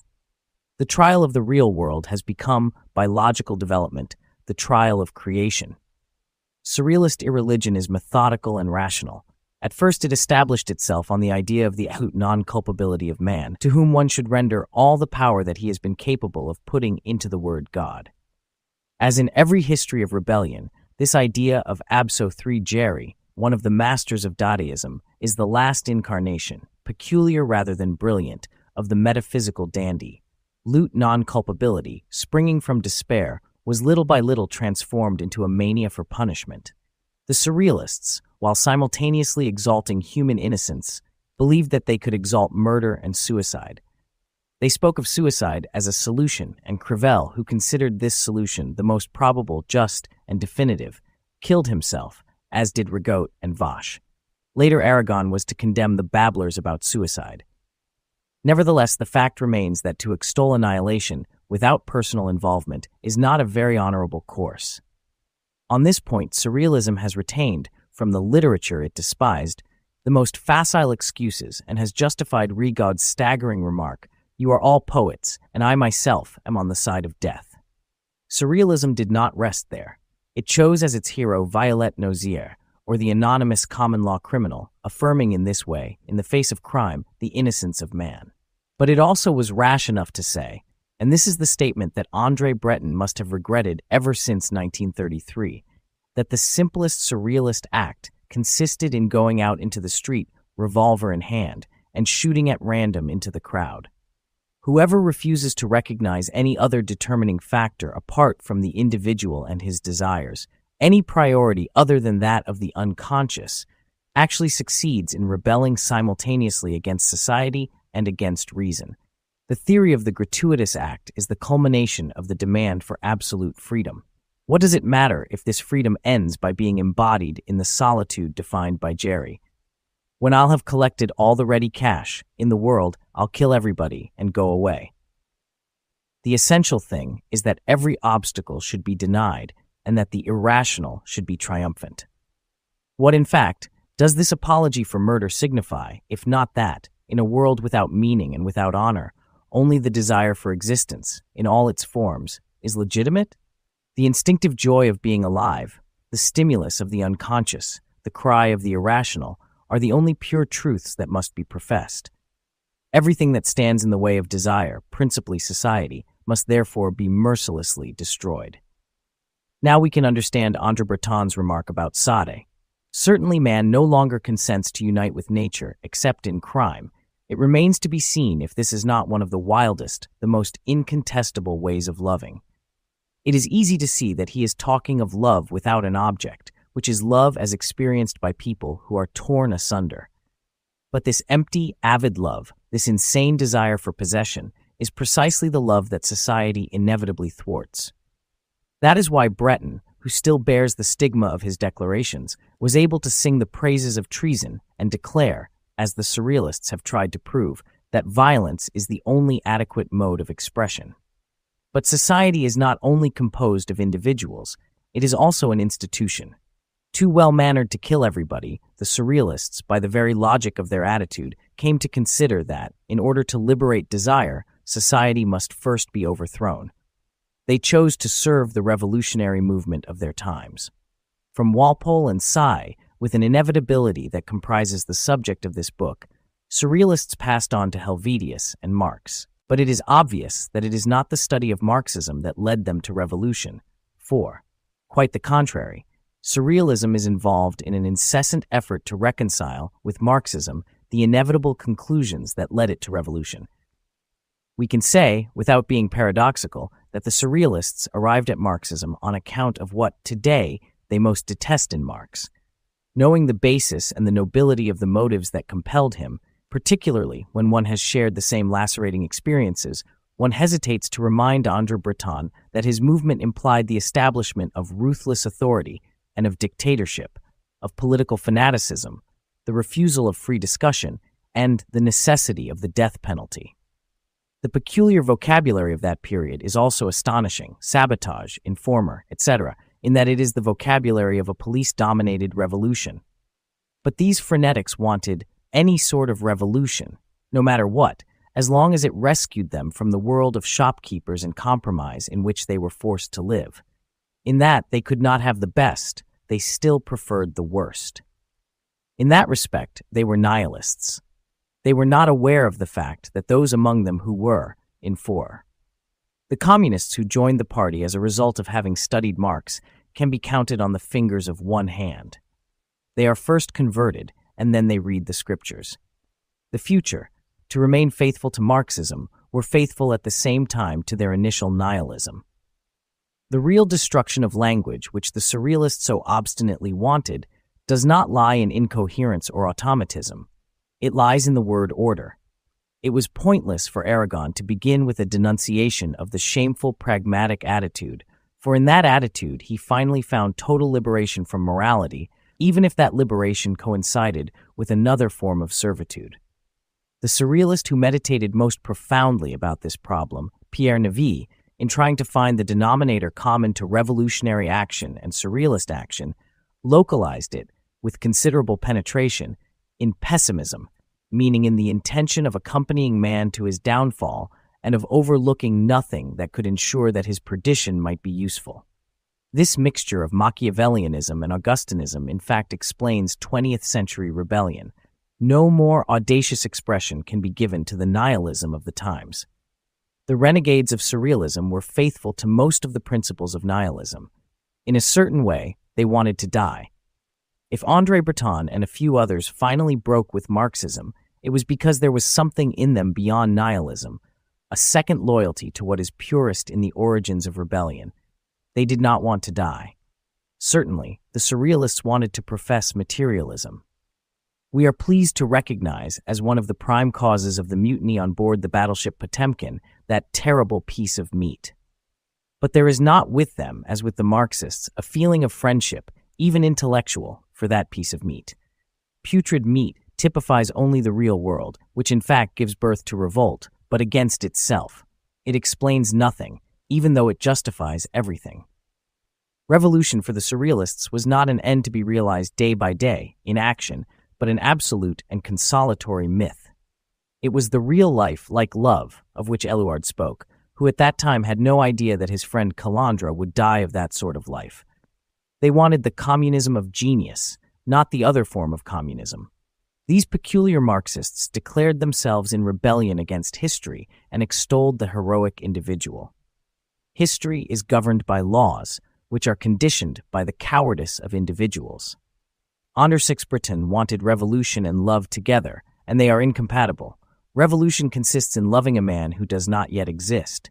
But he who loves a living being, if he really loves, can only consent to die for the sake of the being he loves. In reality, revolution for André Breton was only a particular aspect of rebellion, while for Marxists and in general for all political persuasions, only the contrary is true. Breton was not trying to create by action the promised land that was supposed to crown history. One of the fundamental theses of surrealism is, in fact, that there is no salvation. The advantage of revolution was not that it gives mankind happiness, abominable material comfort. On the contrary, according to Breton, it should purify and illuminate man's tragic condition. World revolution and the terrible sacrifices it implies would only bring one advantage, preventing the completely artificial precariousness of the social condition from screening the real precariousness of the human condition. Quite simply, for Breton, this form of progress was excessive. One might as well say that revolution should be enrolled in the service of the inner asceticism by which individual men can transfigure reality into the supernatural, the brilliant revenge of man's imagination. With André Breton, the supernatural holds the same place as the rational does with Hegel. Thus, it would be impossible to imagine a more complete antithesis to the political philosophy of Marxism. The lengthy hesitations of those whom Artaud called the Amiels of revolution are easily explained. The surrealists were more different from Marx than were reactionaries like Joseph de Maistre, for example. The reactionaries made use of the tragedy of existence to reject revolution, in other words, to preserve a historical situation. The Marxists made use of it to justify revolution, in other words, to create another historical situation. Both make use of the human tragedy to further their pragmatic ends.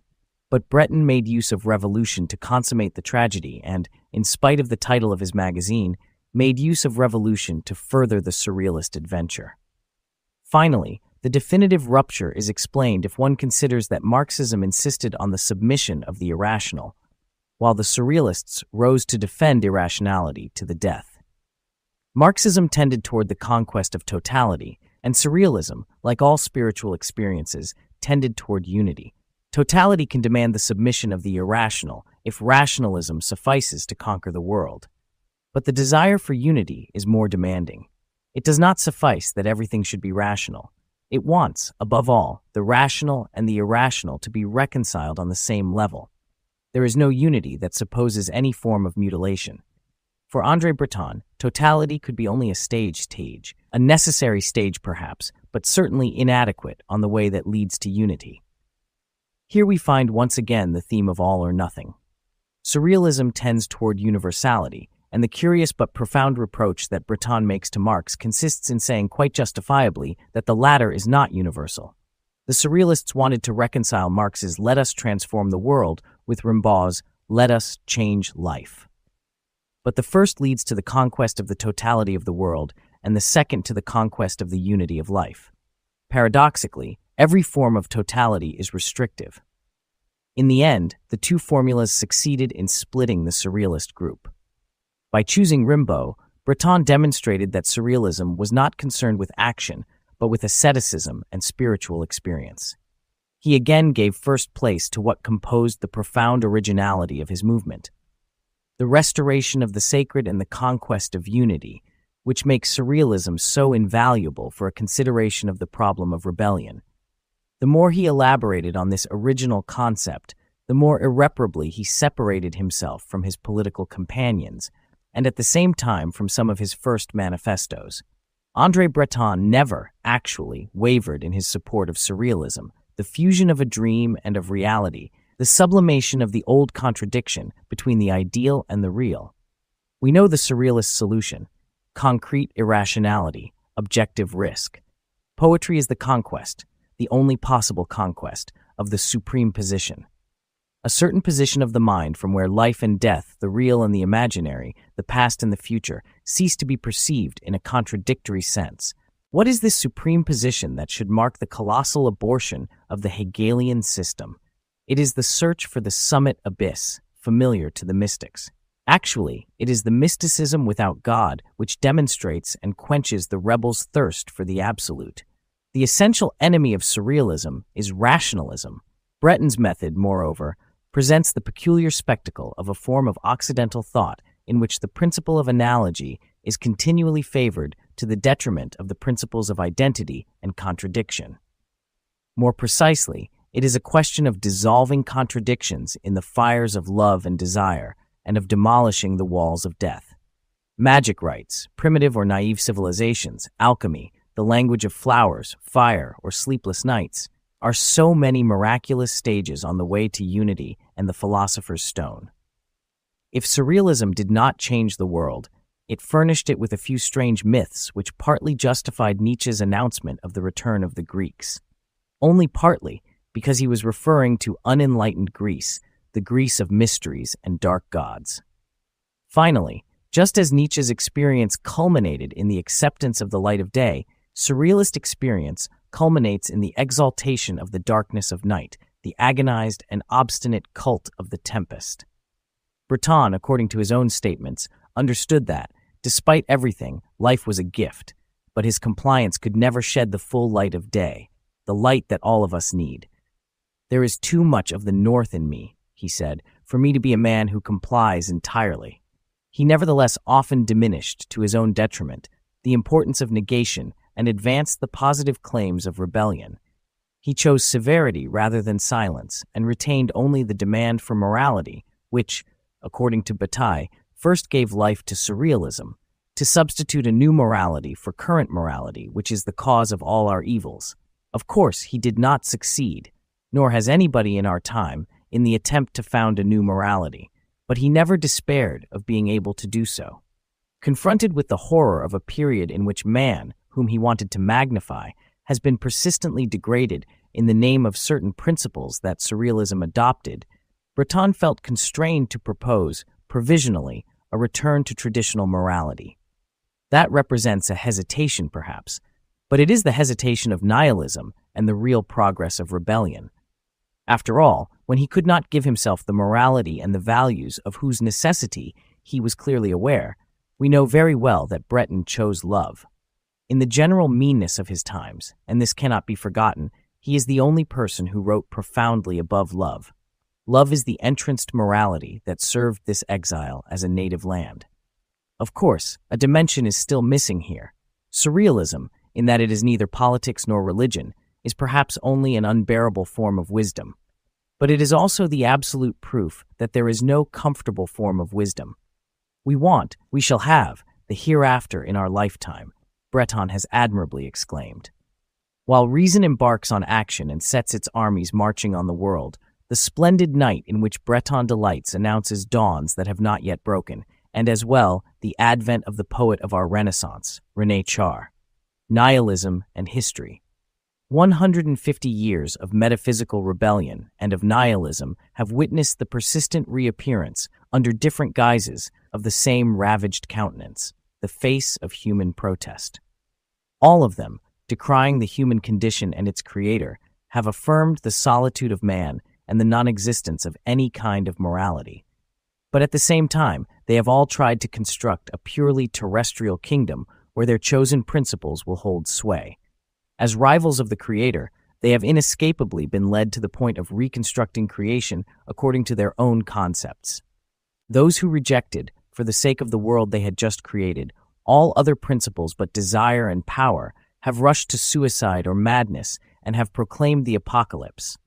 As for the rest, who wanted to create their own principles, they have chosen pomp and ceremony, the world of appearances or banality, or again murder and destruction. But Sade and the Romantics, Karamazov or Nietzsche, only entered the world of death because they wanted to discover the true life. So that by a process of inversion, it is the desperate appeal for order that rings through this insane universe.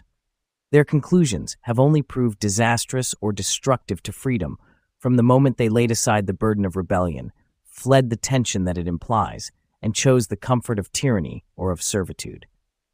Human insurrection, in its exalted and tragic forms, is only, and can only be, a prolonged protest against death, a violent accusation against the universal death penalty.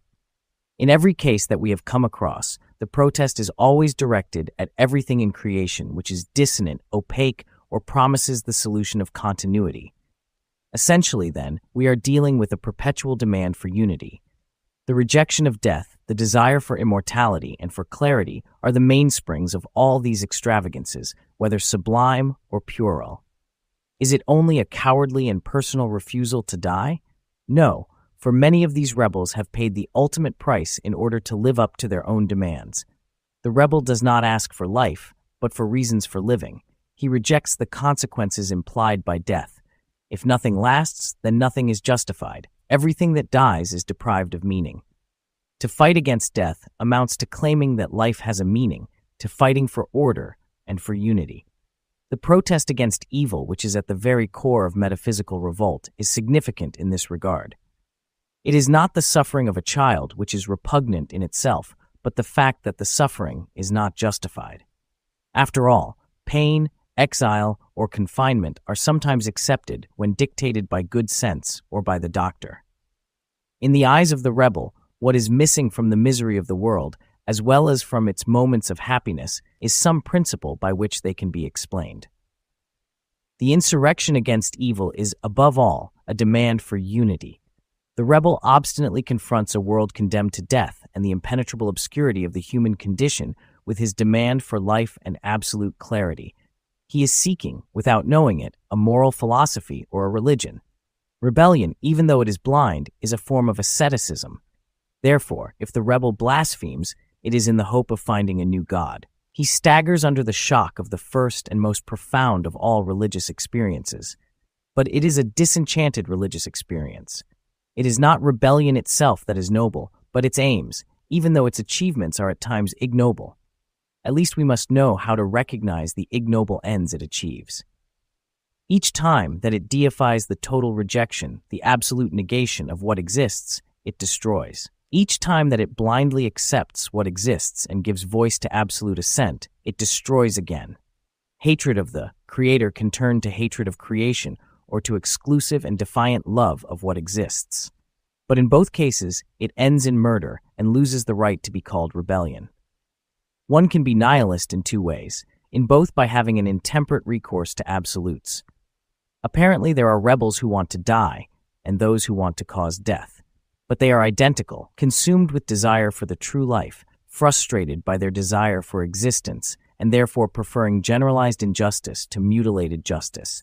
At this pitch of indignation, reason becomes madness. If it is true that the instinctive rebellion of the human heart advances gradually through the centuries toward its most complete realization, it has also grown, as we have seen, in blind audacity, to the inordinate extent of deciding to answer universal murder by metaphysical assassination.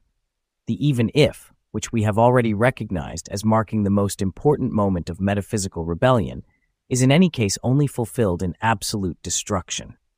It is not the nobility of rebellion that illuminates the world today, but nihilism. And it is the consequences of nihilism that we must retrace without losing sight of the truth innate in its origins. Even if God existed, Ivan would never surrender to him in the face of the injustice done to man. But a longer contemplation of this injustice, a more bitter approach, transformed the even if you exist into you do not deserve to exist, therefore you do not exist. The victims have found in their own innocence the justification for the final crime. Convinced of their condemnation and without hope of immortality, they decided to murder God. If it is false to say that from that day began the tragedy of contemporary man, neither is it true to say that there was where it ended. On the contrary, this attempt indicates the highest point in a drama that began with the end of the ancient world and of which the final words have not yet been spoken. From this moment, man decides to exclude himself from grace and to live by his own means. Progress, from the time of Sod up to the present day, has consisted in gradually enlarging the stronghold where, according to his own rules, man without God brutally wields power. In defiance of the divinity, the frontiers of this stronghold have been gradually extended to the point of making the entire universe into a fortress erected against the fallen and exiled deity. Man, at the culmination of his rebellion, incarcerated himself. From Sade's lurid castle to the concentration camps, man's greatest liberty consisted only in building the prison of his crimes. But the state of siege gradually spreads, The demand for freedom wants to embrace all mankind. Then the only kingdom that is opposed to the kingdom of grace must be founded, namely, the kingdom of justice, and the human community must be reunited among the debris of the fallen city of God. To kill God and to build a church are the constant and contradictory purpose of rebellion. Absolute freedom finally becomes a prison of absolute duties, a collective asceticism, a story to be brought to an end. The 19th century, which is the century of rebellion, thus merges into the 20th, the century of justice and ethics, in which everyone indulges in self-recrimination. Chamfort, the moralist of rebellion, had already provided the formula: one must be just before being generous, as one must have bread before having cake. Thus, the ethic of luxury will be renounced in favor of the bitter morality of the empire builders. We must now embark on the subject of this convulsive effort to control the world and to introduce a universal rule. We have arrived at the moment when rebellion, rejecting every aspect of servitude, attempts to annex all creation. Every time it experiences a setback, we have already seen that the political solution, the solution of conquest, is formulated. Henceforth, with the introduction of moral nihilism, it will retain, of all its acquisitions, only the will to power. In principle, the rebel only wanted to conquer his own existence and to maintain it in the face of God. But he forgets his origins, and by the law of spiritual imperialism, he sets out in search of world conquest by way of an infinitely multiplied series of murders. He drove God from his heaven, but now that the spirit of metaphysical rebellion openly joins forces with revolutionary movements, the irrational claim for freedom paradoxically adopts reason as a weapon and as the only means of conquest which appears entirely human. With the death of God, mankind remains, and by this we mean the history that we must understand and shape. Nihilism, which, in the very midst of rebellion, smothers the force of creation, only adds that one is justified in using every means at one's disposal. Man, on an earth that he knows is henceforth solitary, is going to add, to irrational crimes, the crimes of reason that are bent on the triumph of man. To the I rebel, therefore we exist, he adds, with prodigious plans in mind, which even include the death of rebellion, and we are alone.